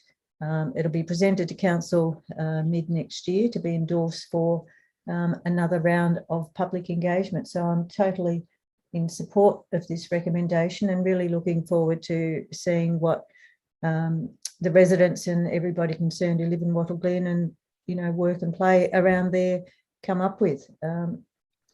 I think the opportunities, if we can get DOT on board to address the main issue, which is getting from one side of the road to the other, that will go a long way, and I'm sure make Councillor Perkins and myself much happier regarding the links to the Diamond Creek to Hurstridge Trail. So that's pretty high on the list for everybody as well as myself. Thank you. Thank you, Councillor Egan. Councillor Perkins. Thank you. So when officers early in this council presented to us a plan to look at, you know, potentially a Wattle Glen Township plan type thing, I thought, oh, here we go again. Another 2 or 3 years of community uproar as you know, residents of rural conservation zone land, you try to get their land rezoned and move the urban growth boundary. You know, I was very keen, and council was supportive of trying to restrict this process to the public realm. You know, trying to restrict it to land that you know, either council or state government owned, that we can have a, you know, an almost immediate impact on, or impact in the next few years in that implementation plan. So, you know, we didn't want it to end up to be a discussion around the Geddes land and, you know, potentially rezoning or to move the, you know, the urban growth boundary. And we certainly didn't envisage you know, the likes of Anika and Bill to come in and sort of say, well, we think you should spend $8 million and purchase some private property that is own rural conservation zone, because we don't want people to be able to live on that land. It's sort of, you know, that sort of, that's gone too far.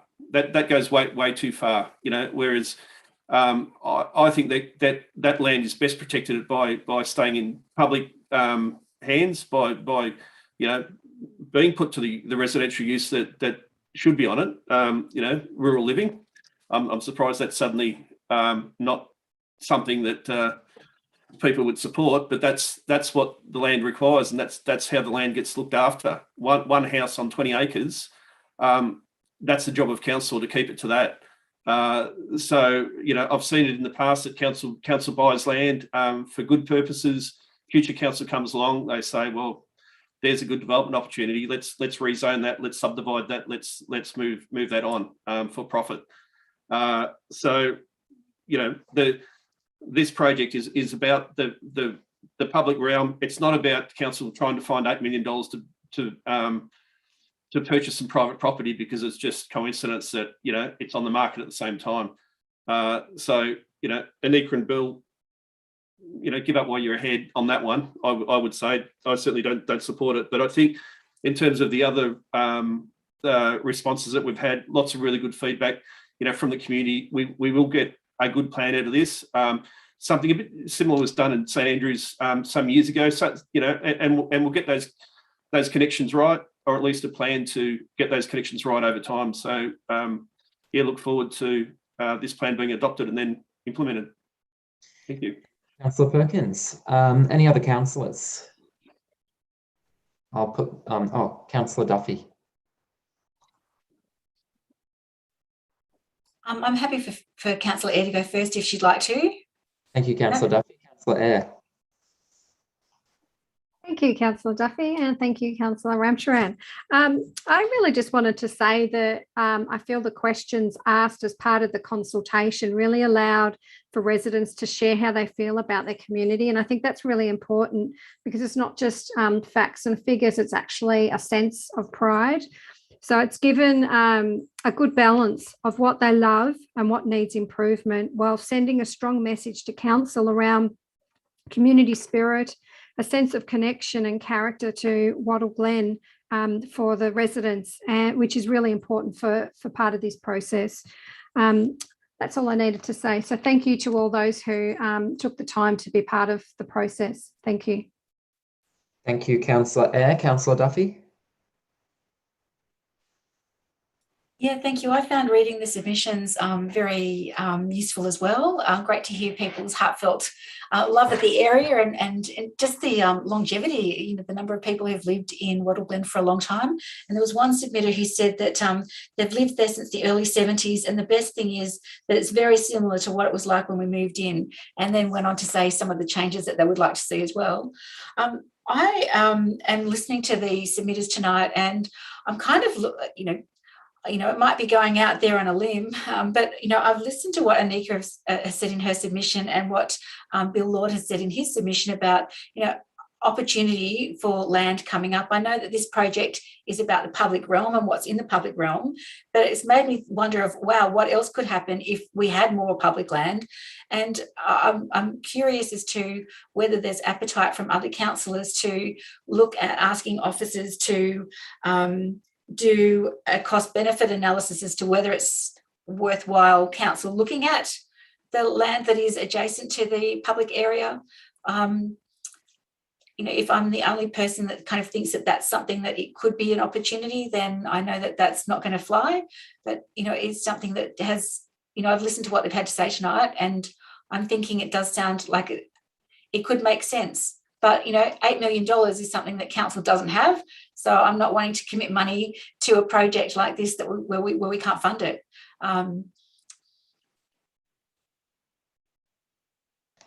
Thank you, Councillor Duffy. So are you proposing to move an amendment to the motion? Well, I hadn't spoken to anybody about that before because I didn't know what was coming with these submissions. So it's Councillor Egan's motion, and I don't know whether she would like me to add into that. So I don't know what to do in this situation. I'm wondering if I could get some guidance.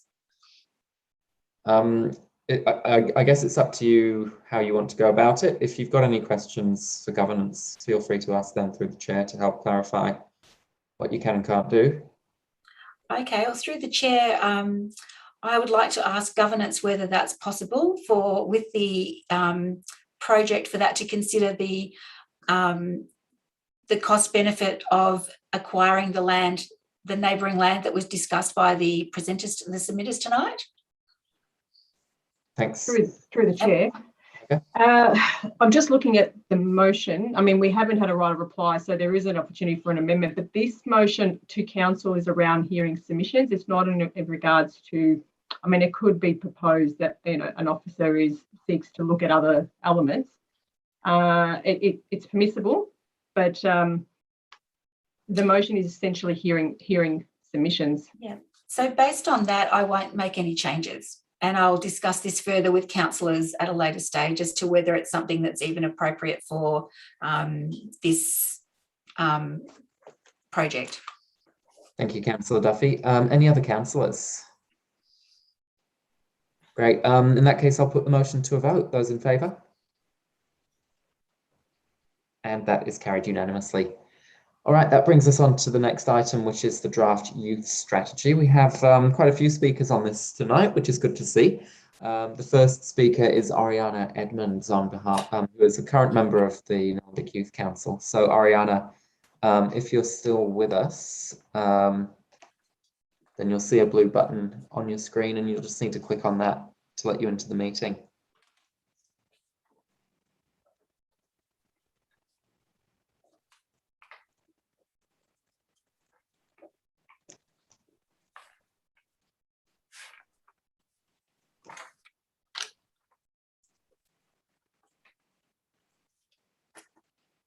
There we are. Hi, Ariana.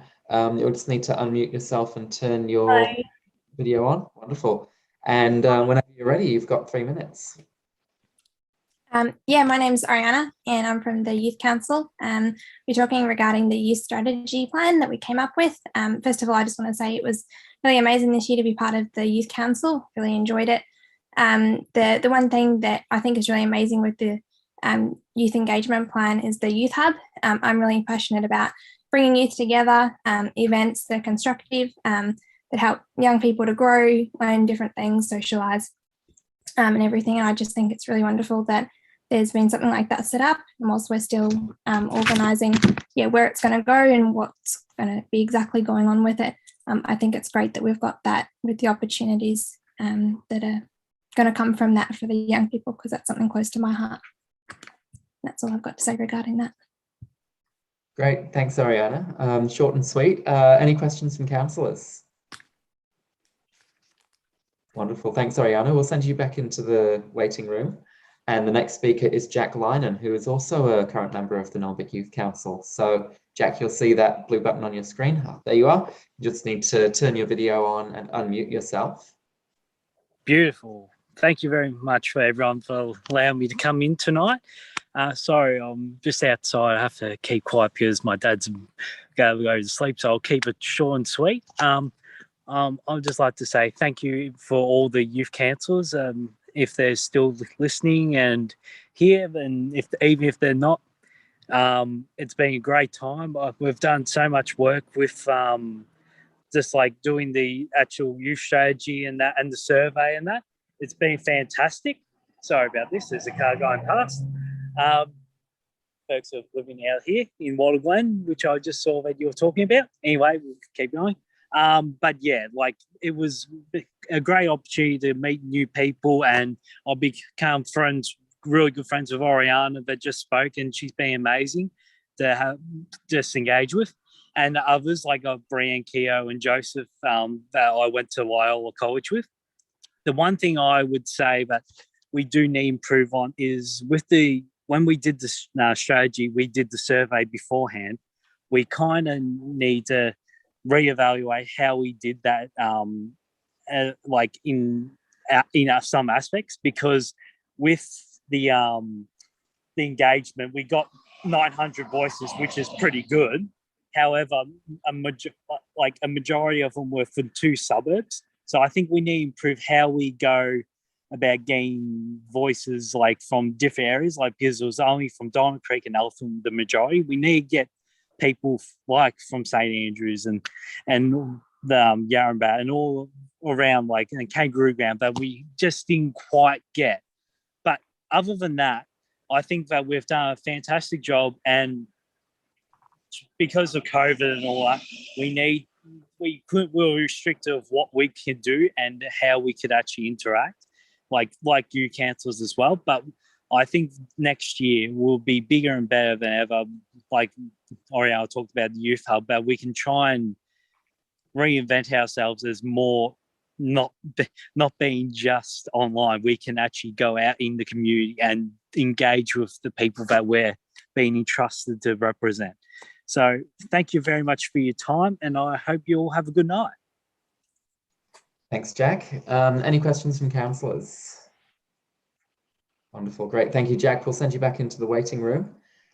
And the next speaker is Rosalind Sandwell on behalf of Healthability.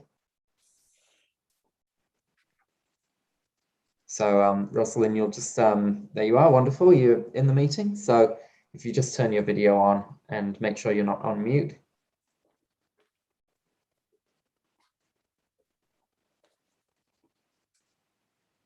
Hi, Rosalind. So if you're there, you just need to turn your video on and unmute yourself.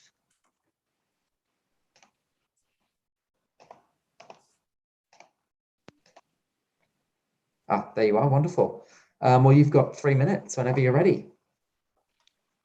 Thank you for the opportunity to represent Healthability and our pretty amazing Nillumbik community in support of a youth hub in Eltham as proposed in the draft youth strategy.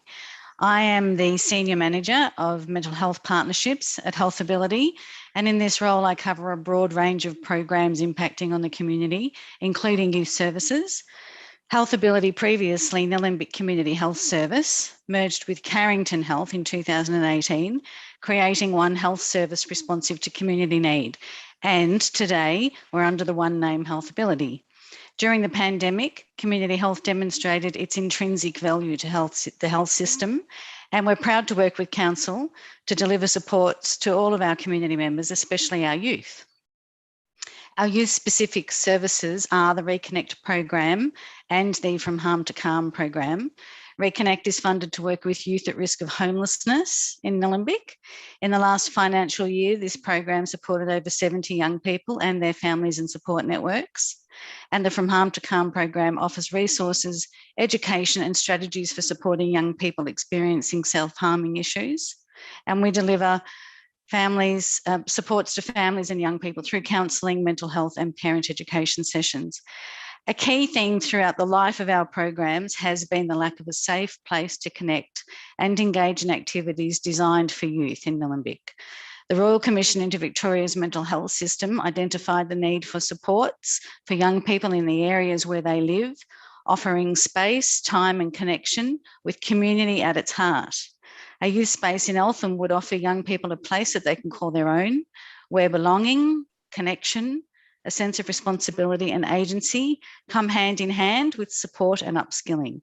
This would be a space that is accessible to all youth, that does not require a presenting problem or a need to be met, because the focus would simply be about engagement and connection. A space offering a number of opportunities to connect in a variety of ways, lending itself to inclusion of all young people, embracing diversity, inclusion and belonging. A place reflecting the core of the Youth Council's 5 key priorities.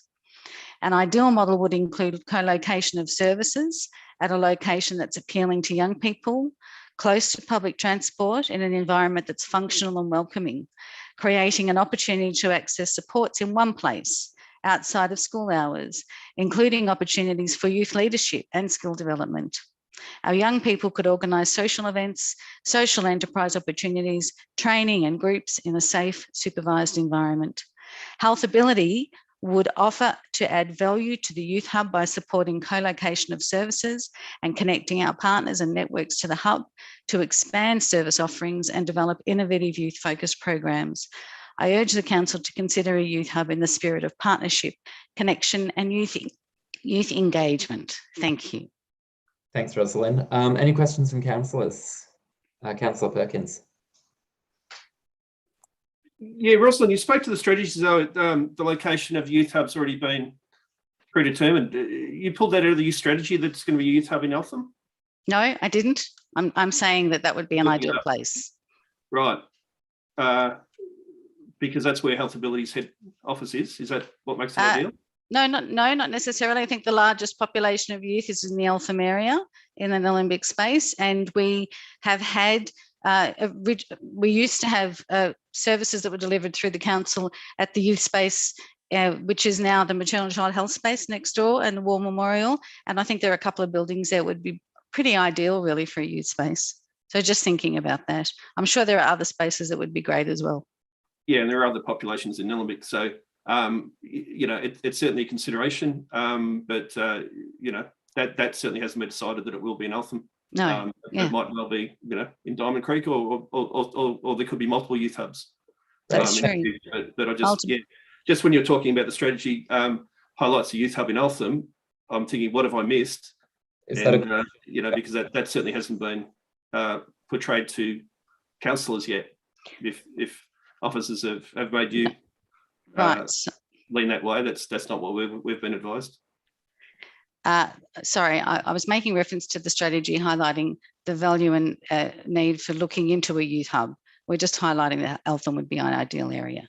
Thanks, Rosalind. Look, I'll move us forward. So, are there any other councillors wishing to ask a question? Wonderful, great. Thanks, Rosalind. Thank you. I'll send you back into the waiting room. And our next speaker is Mary Ivanovska on behalf of the MLAN.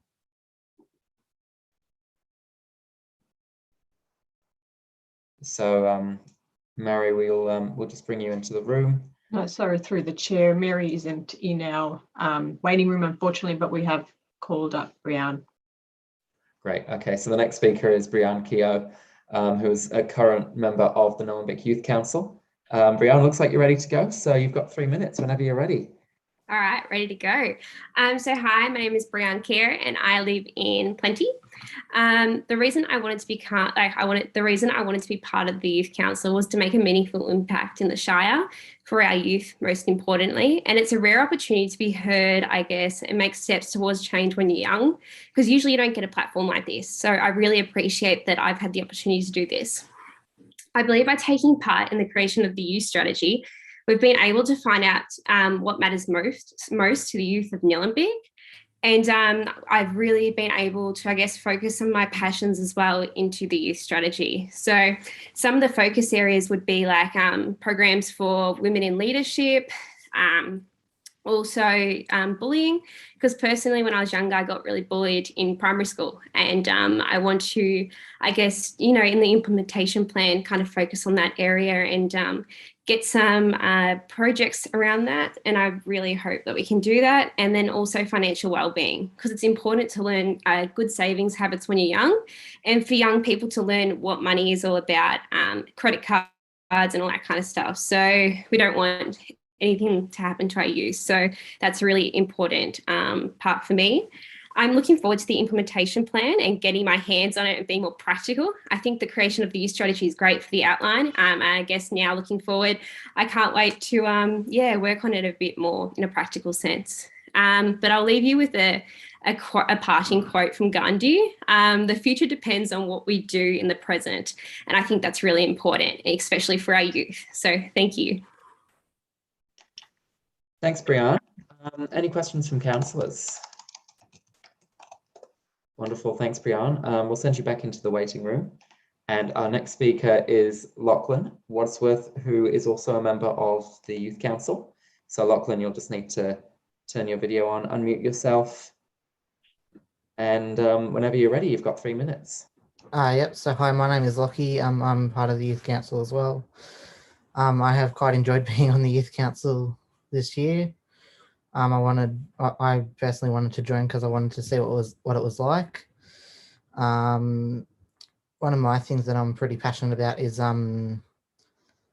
equipped and employed. And also I completely forgot where this lies in it, but for disabilities as well with community sports. We have a program at the Eltham Junior Football Club for Renewal Abilities football program that I would love to get up and running more around the whole Nillumbik area rather than just at Eltham, because I know that there's not really many footy things around here. And yeah, thank you. Wonderful. Thank you, Lachlan. Any questions from councillors?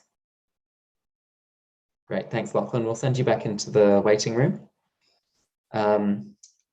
We've got 2 more submissions, I believe, which I am going to read out. So the next submission is from Catherine Ellis on behalf of Youth Affairs Council of Victoria. I'm writing to endorse the Nillumbik Shire Council's draft youth strategy and recommend that it be adopted and implemented. Local governments have a clear responsibility to support and develop local young people, and this draft strategy represents a clear commitment from Nillumbik to respecting the rights of our young people and ensuring that they are active, visible, and valued in your communities. I am heartened to know that this strategy was created with meaningful involvement of young people. The key priorities outlined in the draft strategy are integral to the well-being of young people and reflect the priorities, desires, and needs of young people. The actions included in the draft strategy will have a significant positive impact on young people in Nillumbik. We recommend the youth strategy to you and look forward to supporting Nillumbik Council to deliver great outcomes for your young people. And that is the submission from Catherine. And the next submission is from Fika Vanderkamp, who is the current youth mayor of Nillumbik. This is from Fika. I am speaking to the youth strategy. I am 17 and live in Diamond Creek. I was peer elected as the youth mayor of Nillumbik Youth Council for 2021. It's been awesome to represent the Youth Council and work with like-minded young people to make a difference through the development of the 2022 to 2026 youth strategy. I'm very excited to see the impact this strategy will make. It was very exciting to be part of the creation of Nillumbik's first youth strategy. We were able to reach around 900 young people and hear their voices. I found this process of hearing from and talking to so many different young people extremely rewarding, especially hearing all the ideas they had. I hope that through the implementation of the youth strategies, young people can be listened to and have their ideas endorsed more. I hope it helps all young people in Nillumbik reach their potential. I am passionate about helping others find, do, and have access to their passions, and I believe the youth strategy can help to achieve this. The priority of empowered and engaged is especially close to my heart, as I believe we were put here to reach our potential. Of course, this links into all other categories such as welcome and connected, which aims to ensure young people have an environment they can thrive in, which is essential to reaching full potential. I'm also passionate about the environment, and through the survey we conducted, we found that many young people are too. After all, we are the ones that will need to face the effects of climate change in the future. The priority of empowered and engaged is focused around climate change and especially empowering young people to share their ideas and feel empowered to act on and make their voices heard in this space. I'm excited for the youth strategy to be implemented so that our generation is heard and empowered and able to work together with the older generation to create positive change for all. And that is the submission from Fika. That's all the submissions on the draft youth strategy, so I'll look for a motion. Councillor Eyre.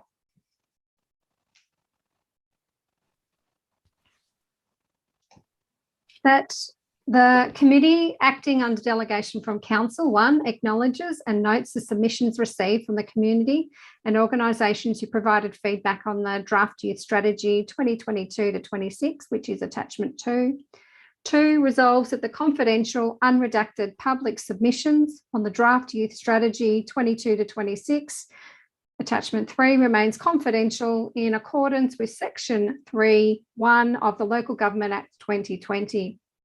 3, acknowledges the presentations to the committee. 4, considers the matters contained in the submissions and this report during finalisation of the draft youth strategy 22 to 26. And 5, requests a further report to be presented at the December 21 council meeting to adopt the final version of the youth strategy 22 to 26. And 6, thanks the submitters for providing council with feedback on this important document. Thank you, Councillor Eyre. I'll look for a seconder. Councillor Payne. Councillor Eyre, would you like to speak to that? I would love to. Thank you, Councillor Ramcharan. Firstly, I just want to say how proud I am of our youth council and all they do. But I also wonder if I actually need to speak because they've covered it so well of all that the youth council and this strategy espouse, I suppose you could say.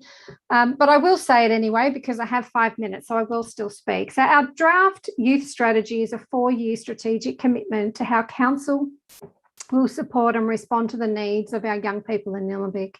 It's been co-designed with our youth council, which is really important, because we certainly don't want to be suggesting what we think is right for our young people, and informed by the information feedback gathered through the Young Minds engagement program, along with a series of our stakeholders, of which we heard from some of them tonight.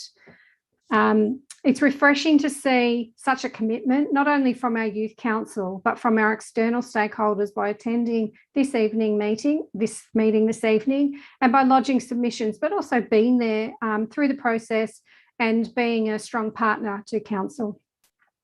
The vision for our youth strategy is that young people in our Nillumbik community feel heard, empowered and equipped to thrive in a community where they are healthy, safe and welcomed. And I just think that is it just says everything. I think if that's all we had in the strategy, I think we would have covered it all as well.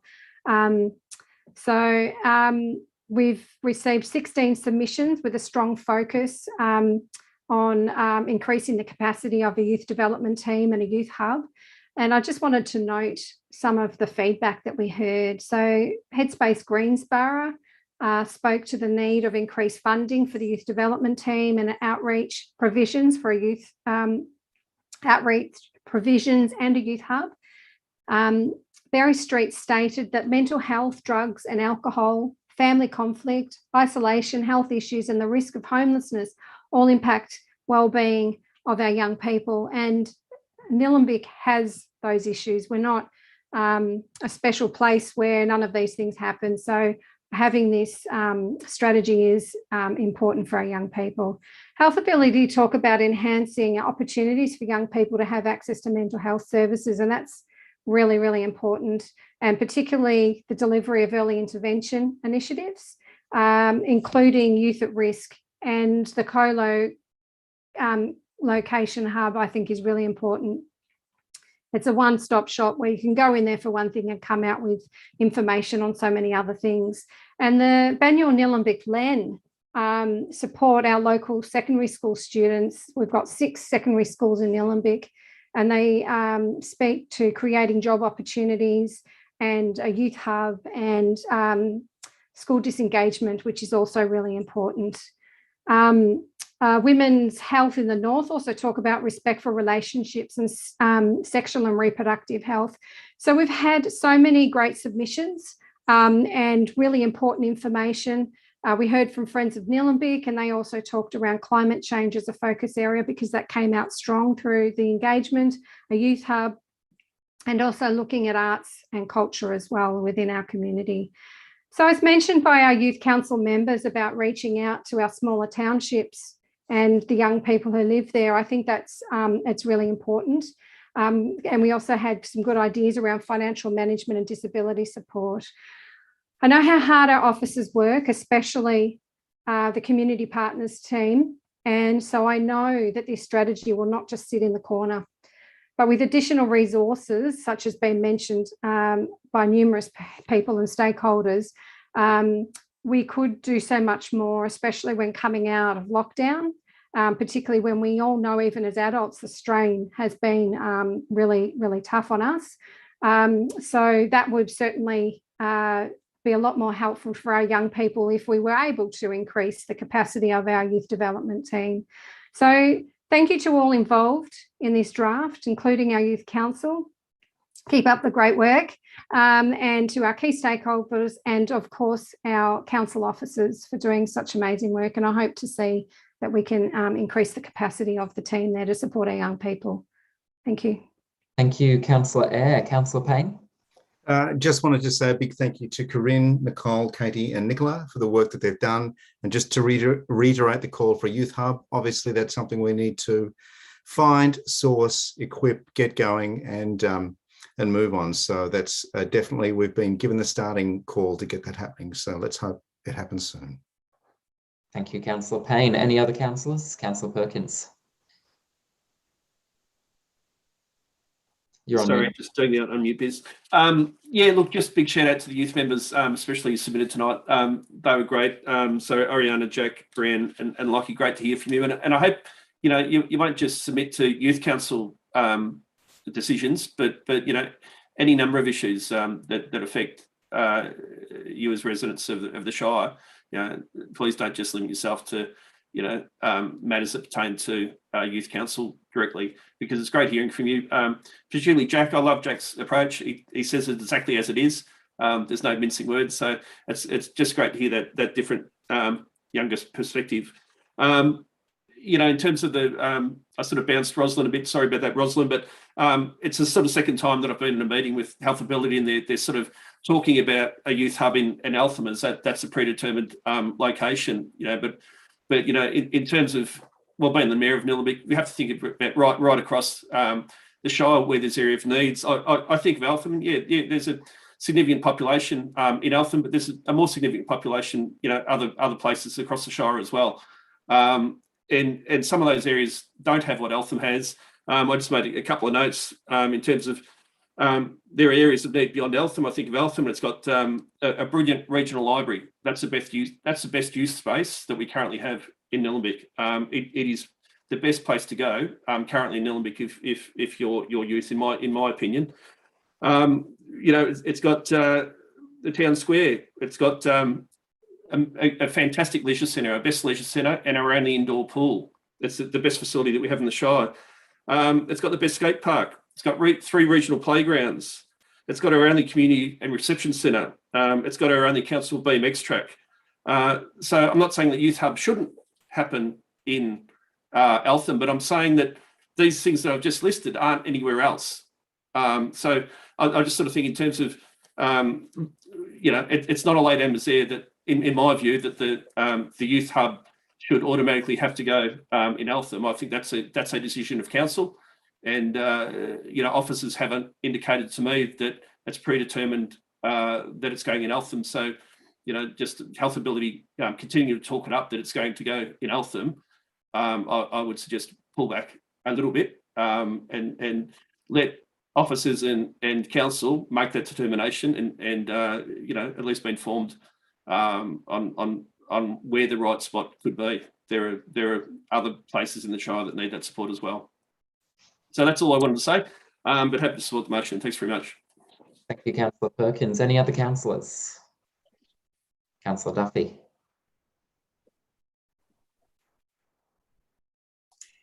Thank you. I would like to say thank you to all the submitters and to all the people who are actually putting their submissions formally through the process.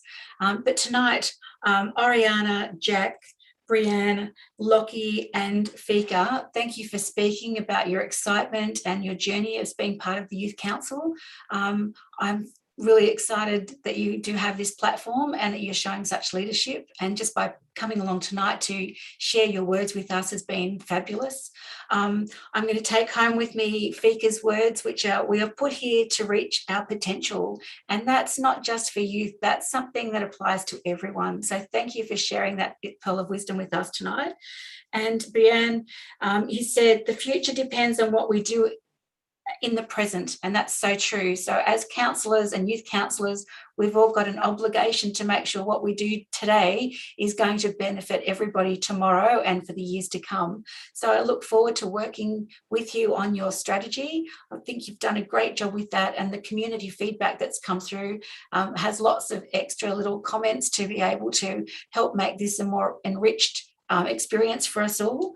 But one of the things I think is important by having the youth strategy is that we're able to recognise the 12,000 plus young people that are between the ages of 12 and 25 in our Shire. You know, that's 20% of the Nillumbik population in this age group. So we do need to make sure that they're looked after and that they do have a voice, and that they feel that they're listened to. Like, it's no good having a voice if no one's going to listen to what you've got to say. So I want us to be able to walk the talk and do meaningful things with the information that the youth of the Shire are putting forward to us. You know, the other things that are important that have been captured in the strategy are things like that 44% of people told us, of the respondents told us that they were unemployed. In the Edendale ward, that's 12% of the youth that were in this area are unemployed. I think that's a really high statistic, and we want to work with you to ensure that you do have opportunities to have jobs and meaningful jobs. Because the other thing that people who filled out the survey said that, you know, those that were employed, 36% said that they wanted to get more work. So I'm with you, Jack, when you say, let's do a better job of making sure we capture the voices of what people are saying, not just young people, but all people in our shire is the trick for council here, but particularly for the youth council. How do we improve the engagement from the community to have better representation in the feedback is going to be the challenge for us. But I think that you've done a great job with what you've been able to pull out, and even finding that 1 in 4 respondents identified as LGBTQIA+. That's important information for us to know when council kind of looks at the general population stats that come from the census. It's really important for us to make sure that we're using the right information and making sure we apply things appropriately for youth. There's lots more I could say, but one thing I'll just follow on with what Brianna mentioned. More women in leadership was something that you're wanting to see. There's an opportunity tomorrow night. The Nillumbik Women's Network are having their AGM. So I'd like to invite all young women in the community to, take the opportunity to get involved in another leadership opportunity. You don't have to take on a role, but you can just be involved in the same way that our sporting clubs provide awesome opportunities for young people as well. Thanks, Councillor Duffy. A little bit over time there, but that's okay. Sorry about going over time. I wanted to talk about the Eltham Footy Club and the awesome things that they're doing with youth and gender equality and leadership, but we'll save that for another time. Clearly got plenty to say. It's a shame we only have 3 minutes, but I think you spoke well. Any other councillors? All right, look, I'll just speak briefly as the youngest. Oh, sorry. I will go after you then. Oh, no, you go. No, as chair. No, I get the right of reply, is it? No, I spoke against you. Ah, Yeah. okay. Okay, no worries. I'll go briefly. Look, as the youngest ever councillor in Nillumbik, and the current councillor appointed to the Youth Council, it really is great tonight to be here as we progress the youth strategy to its next stage and hear from a range of really passionate speakers who just have so much passion in this field. The Youth Council have done a fantastic job. The officers working with them have done a fantastic job to get such a huge response to our consultation. So many people responding to it. It was just remarkable. And I believe the Youth Council were promised laser tag. I don't believe that has happened. I think that may be a result of COVID, but I'm also aware councillors will be invited to that too. So I look forward to councillors versus youth councillors laser tag, which will be fantastic. Having read through the youth strategy, I think it's fantastic. It's been really well put together. It covers off everything that that I think we heard throughout the survey. And I think the changes that officers have proposed since receiving submissions from the community have been really positive as well. So thank you to officers for working so collaboratively with the community on this, and really looking forward to seeing it in action. All right, I'll put the motion to a vote. Those in favour? And that is carried unanimously. The next item is the Kangaroo Ground War Memorial Park Community Response to Exhibition of Draft Management Plan. Now we've got 2 speakers registered to speak tonight, although I'm not sure if they're both here. I'll start by calling Brian Murray on behalf of Nillumbik Ratepayers Association. I don't think Brian's with us, so we'll move on in that case to Jim Connor on behalf of Eltham District Historical Society. Jim, you're already in the room, wonderful. So if you'd just like to turn your video on and unmute yourself. Thank you, councillors. How encouraging it was to hear the speakers on that last item. Let's hope we're looking at some of our future local leaders there. And I think officers are having a bit of fun putting the draft youth strategy before the Kangaroo Ground War Memorial, taking both ends of the age spectrum there, I think. Anyway, thank you for the opportunity to speak tonight as President of the Eltham District Historical Society. which has been actively involved with the Memorial Park project at Kangaroo Ground, including providing council with historical background details, as well as input into the earlier online meeting of stakeholder groups. We do not have any concerns with the draft concept as presented in the officer's report.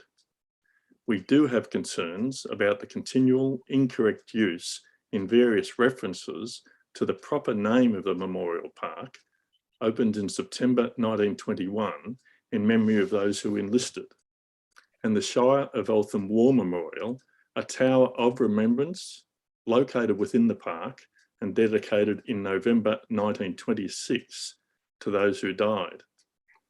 Our society has earlier asked Council to correct these details. On page 7 of the assessment by Council's heritage consultant, that are in the attachment to your report tonight, is a reference to, when I open the quote, Criterion A, importance to the course or pattern of Nillumbik Shire's cultural history. This memorial park is historically significant for its role in civic commemoration of all those who enlisted in the wars from the former Shire of Eltham. The park, established in 1921 following World War I as the Shire of Eltham Memorial Park, intended to serve the whole Shire rather than an individual town or locality. In addition, the construction of the War Memorial Lookout Tower at the summit of the park as a memorial to those who died was the highlight of the Shire's interwar memorial building activity, close quote. To maintain respect for all of those who enlisted from the districts for whom the Memorial Park was established, and to those who died for which the Shire of Eltham War Memorial was dedicated, our society respectfully requests Council formally acknowledge, as part of the motion for this item, that the historically correct names are the Memorial Park and the motion and the Shire of Eltham War Memorial at Kangaroo Ground. If a majority of stakeholders later agree, the common practice of using the name Kangaroo Ground War Memorial Park can continue. Thank you. Thanks, Jim. Any questions from councillors? Jim. Yes, Councillor Perkins. So in summary, you argue that it should not be called the Kangaroo Ground War Memorial Park. It should be called the Kangaroo Ground, or what should it be called? Well, technically, it should be called the Shire of Eltham Memorial Park and the Shire of Eltham War Memorial, because the War Memorial is the tower. The Memorial Park is the park in which the War Memorial is located. But the reality is, unfortunately, that there is general use of the term Kangaroo Ground War Memorial Park is what is used generally. If you do a search of the net, you find that used right across the board. So what we're saying is that is not technically correct, but is in general usage, and therefore we probably have to accept that. But I think it is really important that Council formally records and formally acknowledges that the historically correct names are the Memorial Park and the Shire of Eltham War Memorial located at Kangaroo Ground. If that's of interest to councillors, I can email some words around that we would be comfortable with prior to your December meeting. Thanks, Jim. Councillor Duffy. Hi, Jim. Thank you for your input and your, advice on all things historical. I'm just curious, as this is the Shire of Eltham Memorial Park, are you aware of in other parts of, so the Shire of Eltham, as we all know, has been split up. We're now in Nillumbik, and at the time that this was the Shire of Eltham, Healesville was included in the Shire. That's correct. Is there a significant, do you know if there's a significant World War I memorial in Healesville? There is I think there is a memorial hall in Healesville, but I'd have to check that. Thank you. So the reason I was asking that is that one of the things that I think is really important historically about this memorial is that at the time in the First World War, there were 11 Indigenous soldiers from the Shire of Eltham, or from this local area, who enlisted and went across to fight for our freedoms. And one of those Indigenous soldiers, Victor Davies, his name is on the honour roll. And I think that that's a really important thing to make sure that we include in our history, the recording of their service, but then also the unfortunate discrimination that happened to Indigenous servicemen after the First World War. So if this is the Shire of Eltham that is including Healesville, which we know is where the Corranderk Aboriginal mission was, then it kind of takes on even more importance for us to make sure that, would you say that it takes on more importance for us to ensure we honour that part of the history of that as well? Well, I think that if you are suggesting that, that's something that would probably need to be examined with some expertise to substantiate that position. Yeah. Thanks, Jim. Any other councillors? Great. Thanks, Jim. We'll send you back into the waiting room. Thank you. Thanks very much for the time. Thanks for coming. All right, we don't have any other speakers, so I'll look for a motion. Councillor Payne. Thank you, Chair. Okay, I'd like to move the motion that the committee, acting under delegation of Council 1, notes the feedback received to the public exhibition process undertaken for the draft management plan. 2, considers the feedback provided to the exhibition of the draft management plan for the Kangaroo Ground War Memorial/Memorial Park, attachment 1, including A, the copy of submissions provided as confidential and unredacted, attachment 2, and redacted, attachment 3. B, the results and summary of submissions, attachment 4, and C, key themes distilled from submissions, including in this report.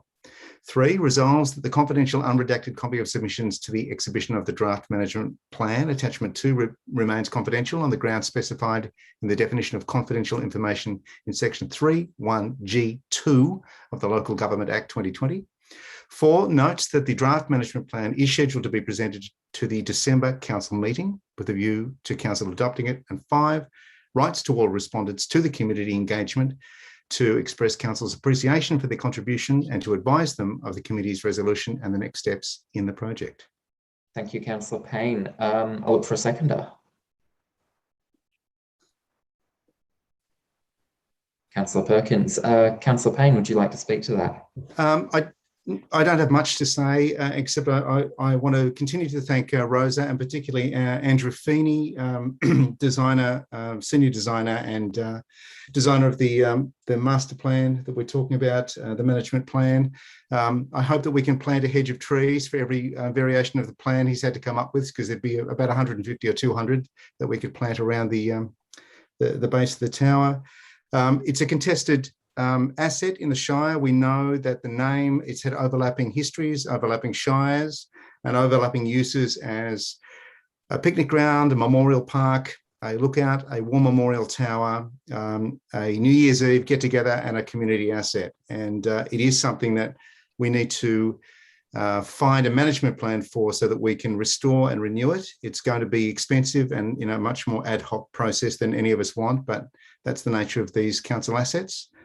And I look forward to working with the community to come up with a way of renewing the site and making it, restoring its former glory as the lookout tower it once was, and the memorial park.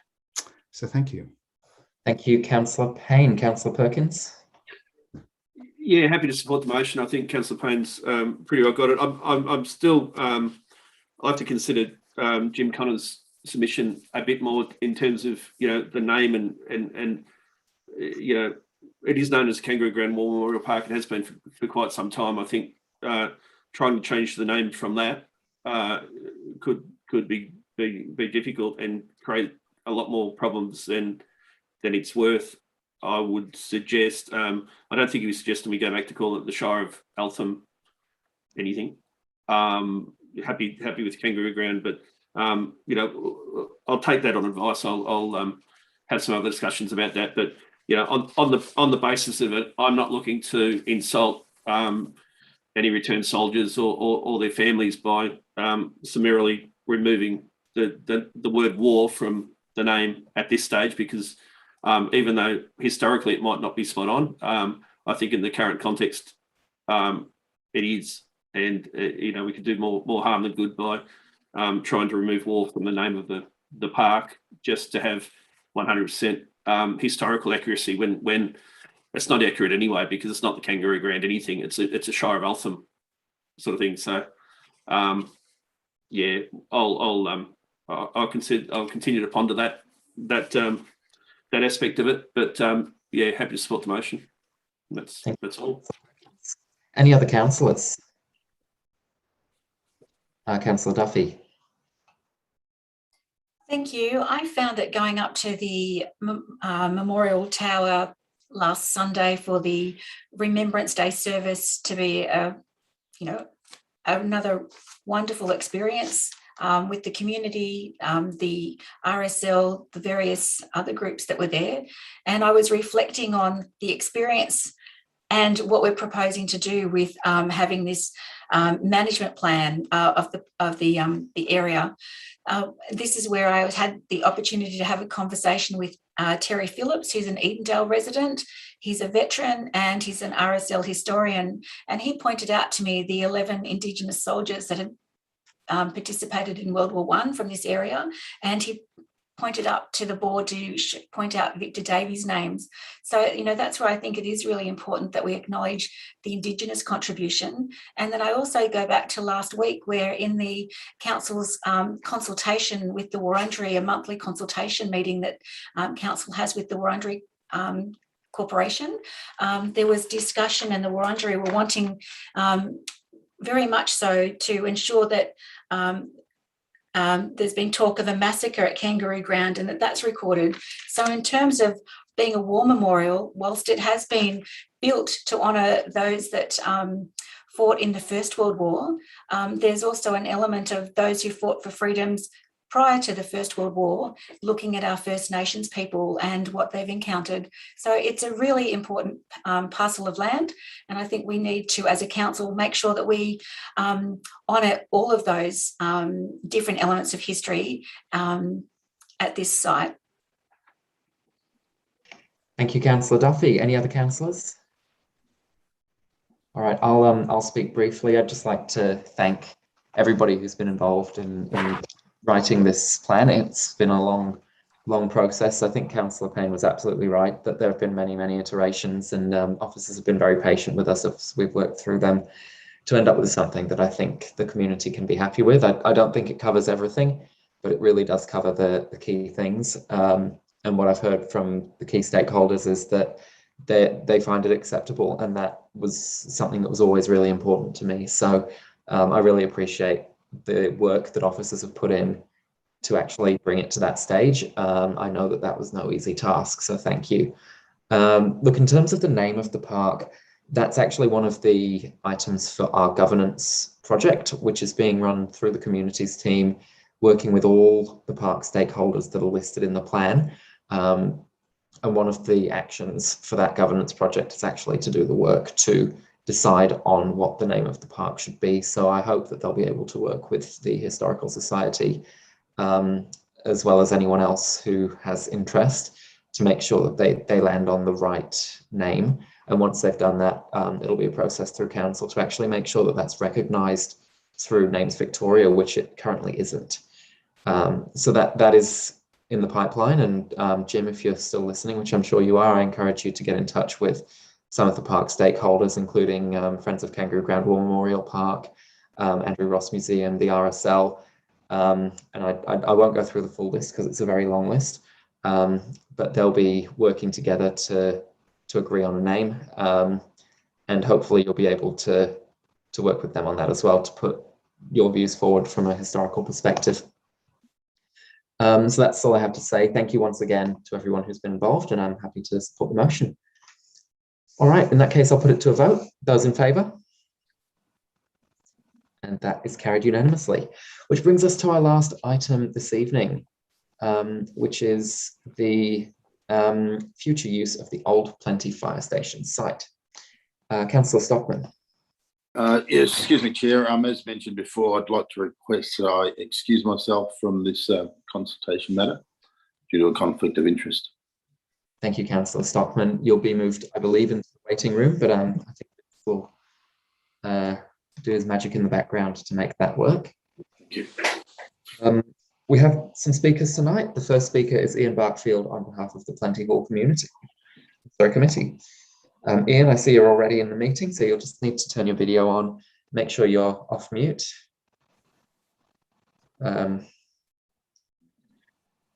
Wonderful, there you are. And you're ready. Thank you for the opportunity. I'm the Secretary and the Treasurer of the Plenty Hall Association. I want to address the Council tonight in the guise of the Plenty Hall. I'm the grand old lady of Plenty. I'm over 90 years old. I was built in a position of prominence, and I enjoyed 40 years on the rise on the hill where everyone passing on Yan Yan Road could see me in all my beauty. But that changed. For 50 years now, I've been staring at the arse end of the ugliest building for miles around. How ironic that the most beautiful building is hidden behind the ugliest. No one driving past on Yan Yan Road would even know that I exist these days. If the CFA building is removed, then instantly 2 community social benefits immediately accrue.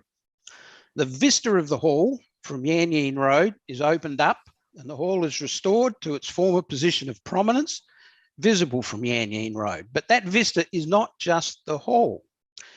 It's an expansive sweep from the memorial gates past the hall to now the church.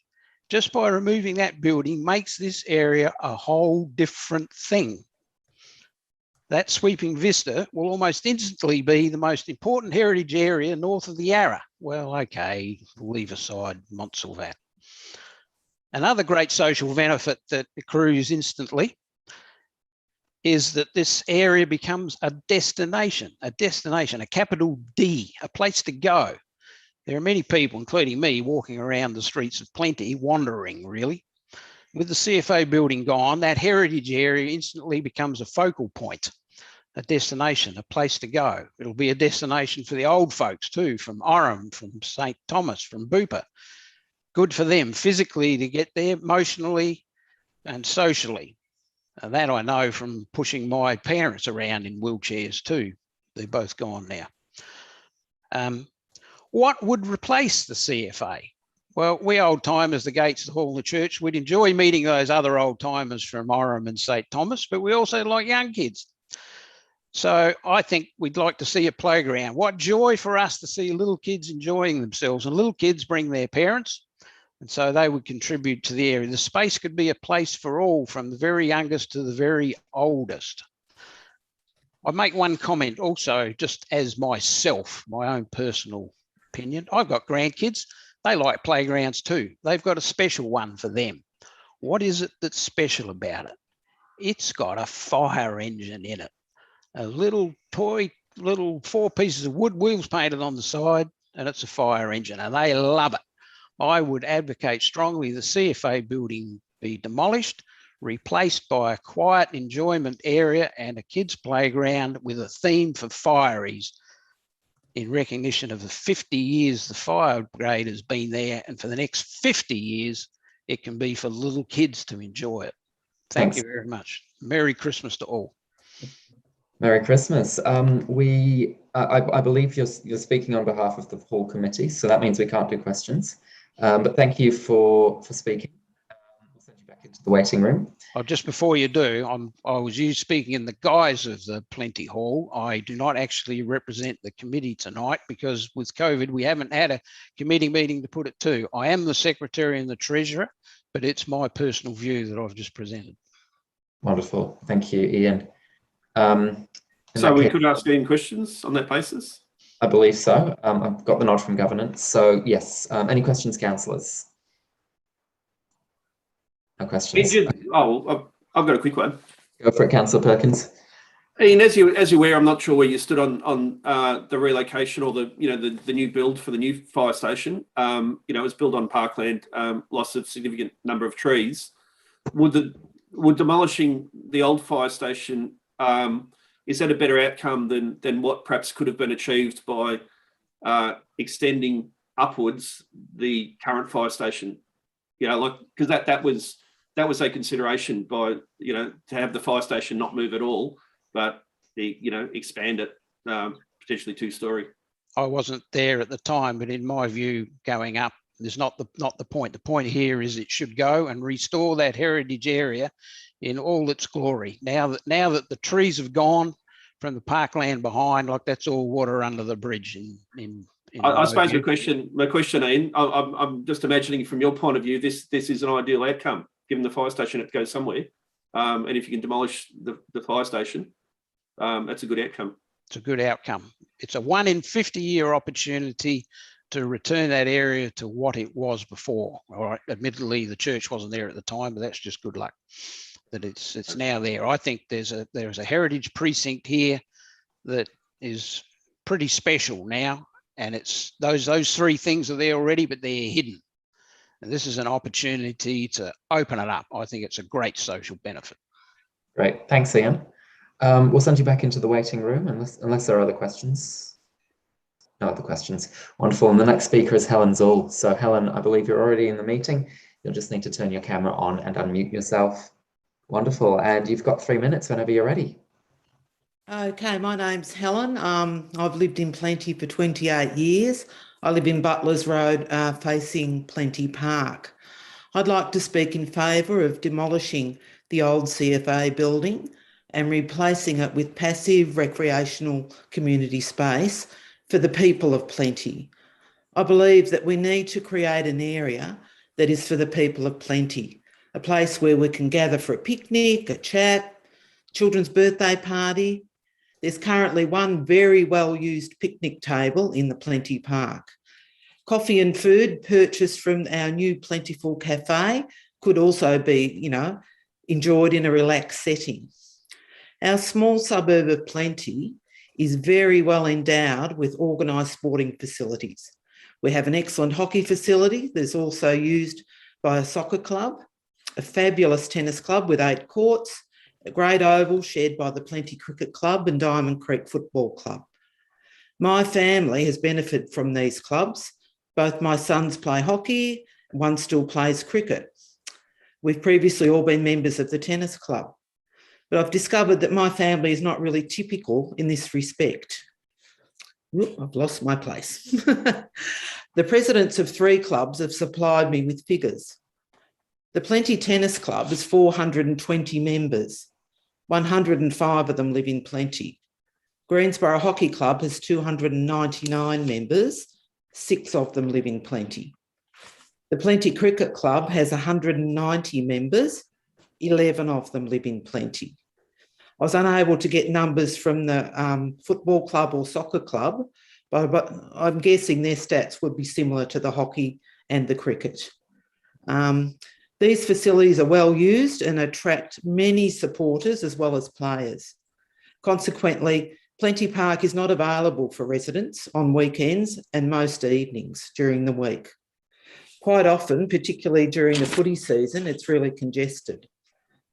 But during lockdown, Plenty residents came out of the woodwork and it was a hive of activity. The people of Plenty want and deserve an area that's for them. I believe if the old CFA building is maintained and repurposed, it would be for a particular interest or recreation group. People belonging to this group won't necessarily live in Plenty. A green passive space will also complement the Plenty Hall that is currently looking very sad, sandwiched between 2 CFA buildings. The loss of the Heritage Park has compromised the appeal of the hall. A simple park in Plenty would be truly appreciated and used by the residents. Thank you for your time. Thanks, Helen. Right on. Any questions from councillors? Councillor Duffy. Helen, thank you very much for your presentation tonight. I'm just wondering if you can go through the breakdown of the tennis, hockey, and the other club that you mentioned. I wasn't fast enough writing that down with my pen. I found that really useful to know the breakdown between the great sports facilities that are there and the membership versus the number of people who actually live in plenty in those members. Yeah. Well, the tennis club has 420 members. 105 live in plenty. The hockey club has 299 members. 6 of them live in plenty. The cricket club has 190 members and 11 of them live in plenty. A lot of the other members do live in the Nillumbik area. They're not being members of, the hockey club. A lot of them come from far afield because of the nature of the club. But yes, actually, people who live in plenty aren't the people using those facilities on the whole. Yes, thank you very much. You put forward a very compelling case, and I love the new little cafe that's opened up on Yanying Road around the corner. Oh, it's fantastic, but people are often standing around eating and drinking, and if they could just go up a little bit further and sit in a nice park, it'd be lovely. Thanks, Helen. Thanks, Helen. Other questions from councillors? Wonderful. And we'll send you back into the waiting room. Thank you. The next speaker is Hayden Rujaj, on behalf of Hayden's Helping Hands.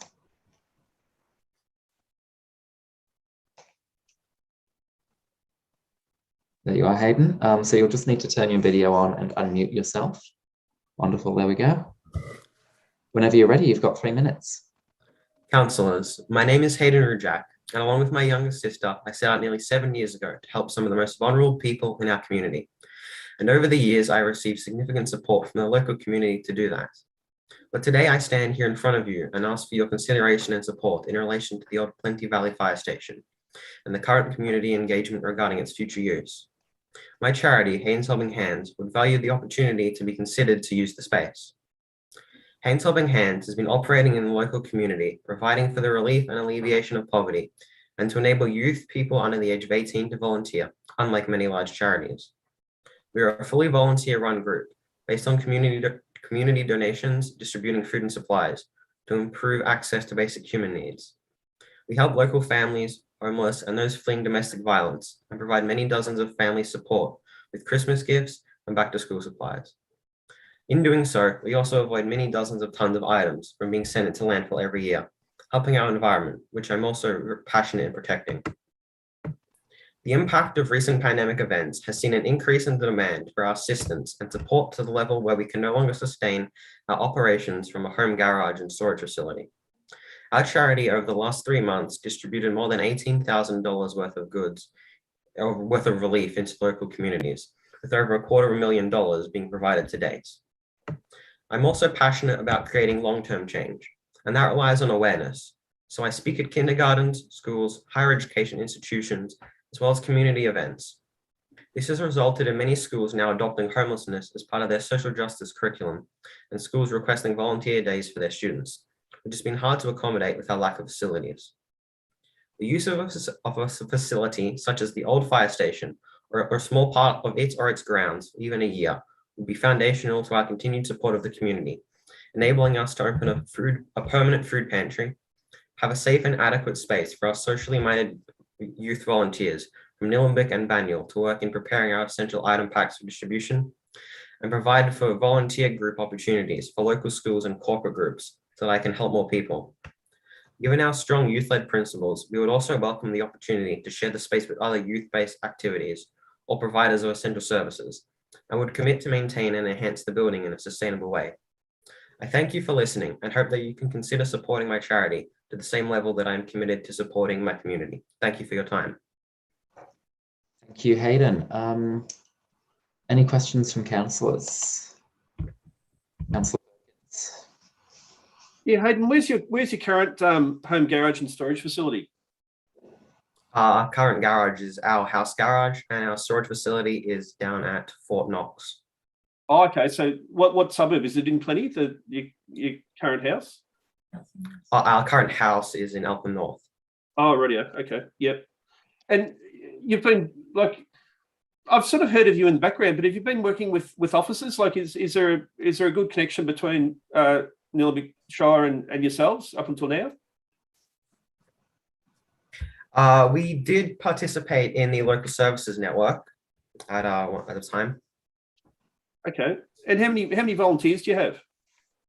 On the board, we have 40, about 40 volunteers. And they're all generally from Nillumbik and Banyul, are they? Yes. And is that where most of the support is sent to? Or is it yes. right around Melbourne? Most of our support is in this Nillumbik and Banyul area. Since COVID, we do also provide support in the city to homeless there. Right. Oh, well, thanks very much for presenting tonight. I'm not sure it's going to go the way you like, but thanks very much for all the good work you do in supporting our community. So it's fantastic to learn more about your charity. Thank you, Hayden. Any other councillors? Councillor Duffy. Hayden, I'd like to say a big thank you to you for the work that you do and the inspiring work that you do and the way you're able to gather people to come along to assist with that, to make life better for the people that you reach out to. I'm curious to find out, what is it that you need in terms of the new home that you're looking for, so that if Plenty is not the right place, we can get an idea of what might be or what it is. So Plenty might be the right place, but I'm just trying to work out, what is it that you need? What are you looking for in terms of accommodation for the charity? We are looking at some form of warehouse, large or small, for storage of goods and a more centralized hub to distribute our services from. Thanks, Hayden. Any questions from councillors? Councillor Eyre. It's technically not a question, but actually it is. I could make it a question. Who within council have you been working with? And if not, can we put you in contact with someone within council to maybe have some further conversations? Because what you're doing has blown me away. I'm blown away with what you're doing and the work that you're doing. So I'd just like to know that Hayden's Helping Hands is getting the right support. I'm not aware if we've had any contact with any other council members, and with that, getting in contact with one for future support would be something we would be looking into doing. Sure. Okay. Wonderful. All right. Maybe that can be noted somehow, or I'll note it and pass it on to an officer. So thank you. Wonderful. Any other questions? Councillor Duffy. Sorry for not asking this earlier. Hayden, I'm just wondering, you and Stephanie started this when you were 8 years old, and I'm just wondering, how old are you now? I'm currently 14. You're 14. That's remarkable. Really, I'd like to say well done again for being so community-minded for such a long time. And the other question that I have is, I'm wondering, whereabouts do you go to school at the moment? I currently go to Whitefriars. Right, great, okay. A big thumbs up to you for the work that you're doing, and I'd like to keep in touch. Thank you, Councillor Duffy. Any other questions? Wonderful, thanks, Hayden. We'll send you back into the waiting room. And our next speaker is Carrie Fitzmaurice, and Carrie will be speaking on behalf of the Plenty Historical Society. So Carrie, we'll bring you into the room, and you'll just need to turn your video on and unmute yourself. Wonderful, there you are. So whenever you're ready, you've got 3 minutes. Thank you. And thank you for the opportunity to speak and address the key points from our submission from the Plenty Historical Society. The old fire station sits within the eastern border of the Heritage Park, which represents the centre of the development of the original town site of Plenty.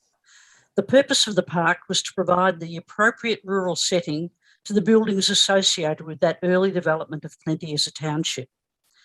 The existing buildings, the community hall and the former Methodist Uniting Church, were established in the 1920s. They are the only remaining buildings, or community buildings that is, from that period. In addition, this area contains the sites of the original store and the tin shed that housed the original Plenty Fire Brigade. Adjacent to the site are the War Memorial Gates and the first sporting facilities in Plenty, which were the tennis courts, followed by the cricket club. The loss of central community buildings, such as the State School and the Post Office, followed by the major impacts of the realignment of Yan Yean Road, have resulted in the loss of identity of the Plenty community. In addition, the massive loss of vegetation in the Yan Yean Road upgrade, loss of the western section of the Heritage Park and the associated bush, and the loss of vegetation with the conversion of the former school site to housing development is further eroding the community identity and the rural character of our township. However, the realignment of Yan Yean Road and the potential to re-establish the eastern section of the Heritage Park has created the potential to develop a focal centre for Plenty again. The recent renovation of Plenty store into the Plentiful General Store and Cafe, as has been previously mentioned, has brought an attractive focus to the central Plenty township.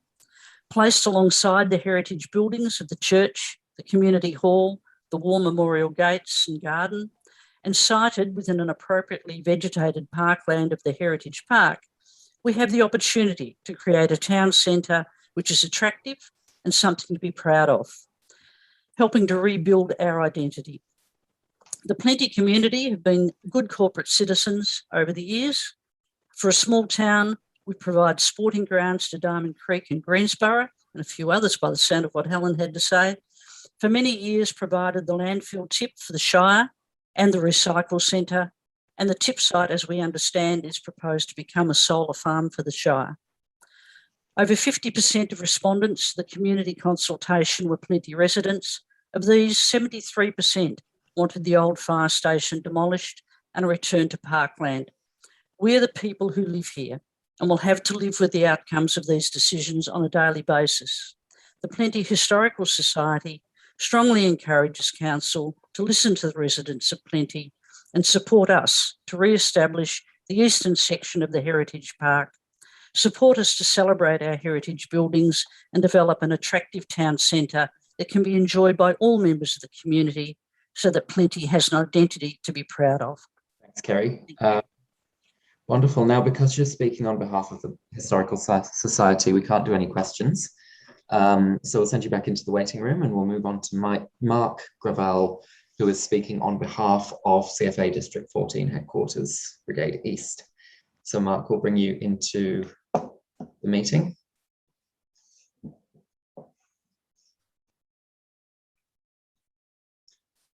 Great, and you'll just need to turn your video on and unmute yourself.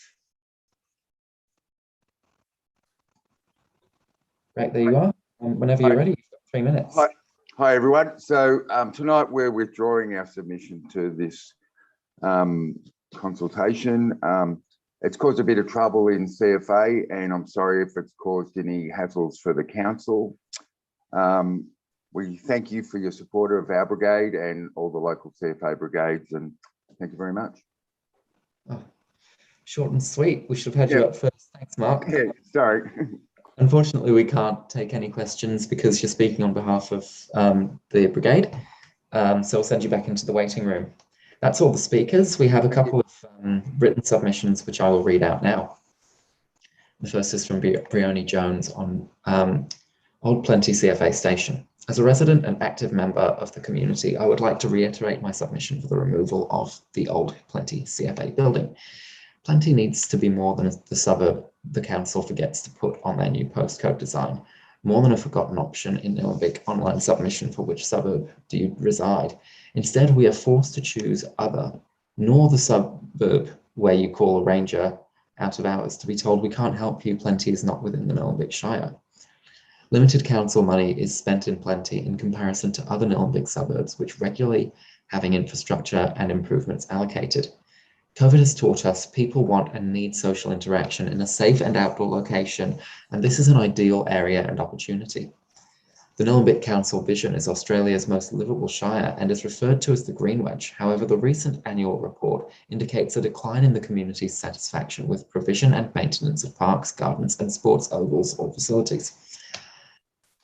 A strategic objective is to create active places and spaces that have good connectivity, providing needed infrastructure and promoting social interaction and a prosperous economy by encouraging investment and development while preserving the green wedge and improving amenities in the villages.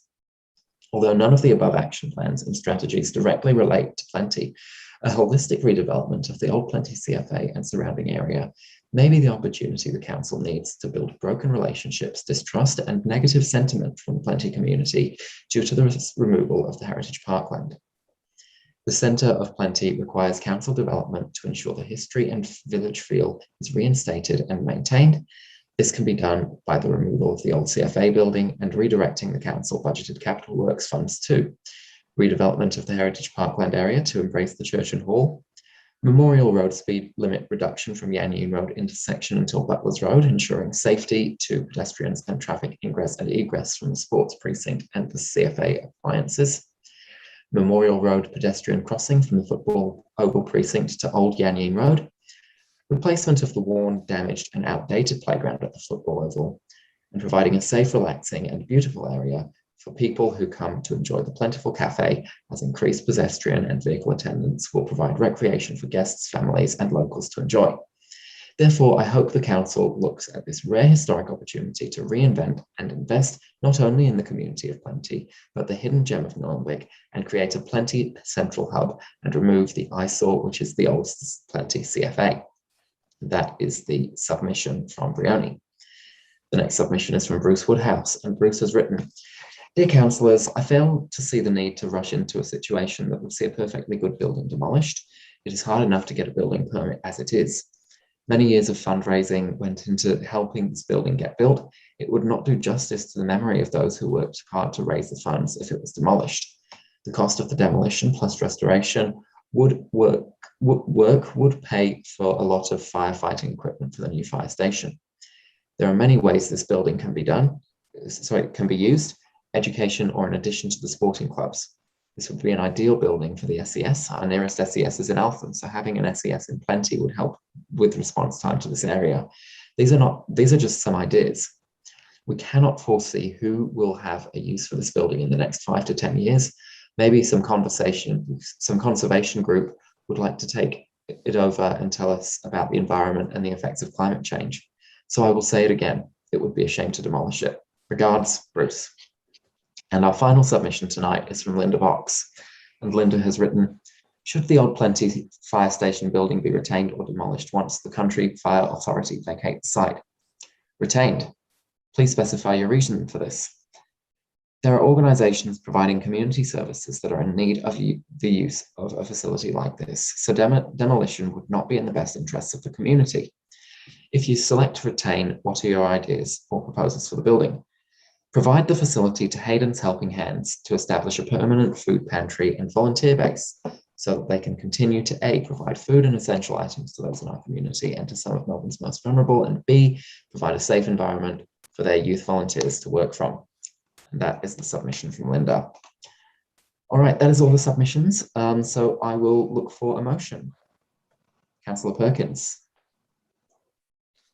Thanks. Yeah, I'll move the motion as per the papers. Thank you, Councillor Perkins. I'll look for a seconder.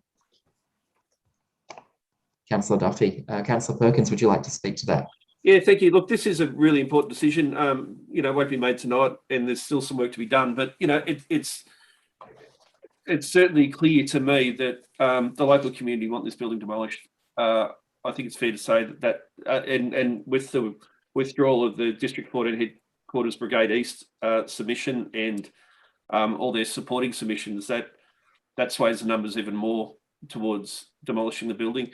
I'm not prepared to. I'm probably leaning towards demolishing it, to be honest. But I think there's still some more work that needs to be done. The motion talks about a report in December. I think we still we've got a little bit more time beyond December. I spoke to the captain of Plenty Fire Brigade today, and he says that they plan to be in the new fire station. I think he said it was about March. So we might have a little bit more time. CFA might extend the deadline for a decision for us a little bit. What I'd like to see potentially is just some officers to go away and consider what use the building could be put to help deliver the services that council need to deliver. That's probably where we need to start if we were going to keep the building. Beyond that, I've sort of thought of things like men's shed or whatever, but it doesn't seem to be, that doesn't seem to have been taken up to an extent. I think the submitters make very good points in terms of demolishing. That's where I'm leading at the moment. Hayden's Helping Hands, it'd be great if we can support Hayden's Helping Hands. There might be some other ways. There might be other, because up until the last couple of weeks, I wasn't aware of the work that Hayden's Helping Hands are doing in Nillumbik, but we can certainly make connections there. And I think, if Hayden and his sister haven't been nominated for Australia Day Awards, I don't know why, but hopefully the nominations are still open. When there's young people out there doing such great work, they should be recognised. So look, that's the motion. Come back to report. I'd like to thank the submitters. But yeah, from my reading of it, the local community, and they're the ones that live there, want their park back. So that's all I have to say. Thank you, Councillor Perkins. Councillor Duffy. Thank you. Yes, I've been going through the submissions and noting that there are, two sides. There are those that are saying, please retain the building. It's a shame to demolish it when it can be put to another purpose. And the last two submissions are, reflecting that. Then we've heard from Hayden, who's saying, I need a space to be able to do the great work that our community group does. And I know that there are other community organisations that have put in an expression of interest to be able to use the building for community work. So that's a really important point to look at. I follow on from what the Mayor has just said. It would be great to have council officers provide a report to us of those that wanted to use this as community space for community purposes so that we can assess that. But I'm also looking at the overwhelming comments from the local community about a community space and the history of this space. And the irony is not lost on me that we're looking at heritage protection and community identity here in Plenty proper, where the community space is, when earlier in tonight's meeting we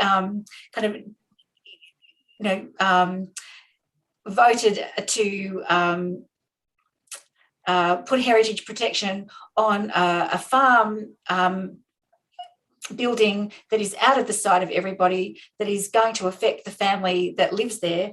And we're looking at, where one of the speakers a moment ago said, we're the people who live here and we'll have to live with the consequences of the decision that council make.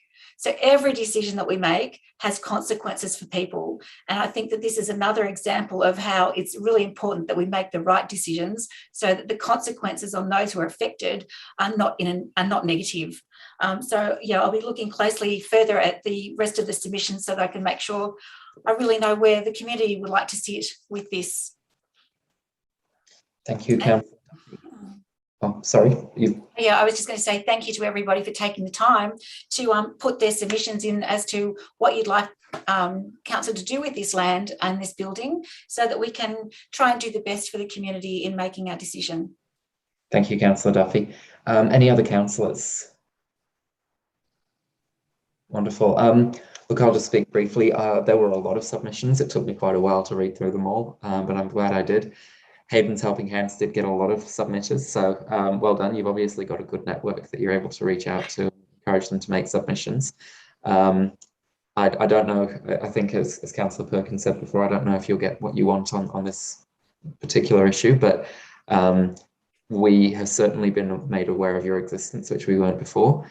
And I think after reading the maybe the 20th submission in favour of Hayden's Helping Hands, I had to go away and Google who that was. So now I know, and now we know, and hopefully we can find ways of supporting you in the future. Although I don't know if this is this particular opportunity is the one, but there will be others, I'm sure. It was also interesting that there were a lot of people who submitted and said, don't demolish the building, it's too expensive. And then there were other people who submitted and said, please demolish the building. It'll be too expensive to bring it up to standards. I think if you're just going on the cost and you just want to save money for ratepayers, I think from the advice I've had so far, it's cheaper to demolish because it would cost a lot to bring the building up to standard, and also because the cost of demolishing it won't be fully covered by council. So if you want to save money for ratepayers, the best option is to demolish. So any submissions who say don't demolish because it's too expensive, well, I don't know, I'd take those ones with a grain of salt, because they may not have based that on the full story. But I think it's still clear that the vast majority of the community does support demolition. They all want the land to be used in other ways, such as having new parkland for the community and public open space. So that's probably the way we'll end up going. But I do agree with other councillors that we need some more information first. So that'll be a job for us over the next few weeks before we make the final decision next month. So that's everything I have to say, and I will put the matter to a vote. Those in favour? And that is carried unanimously. All right. I would say we'd bring Councillor Stockman back into the room, and I'm sure he'll appear, but there's no supplementary or urgent business. There are no confidential reports. Therefore, and Councillor Stockman has returned, and I'll declare the meeting closed at 10 p.m. Thanks, everyone.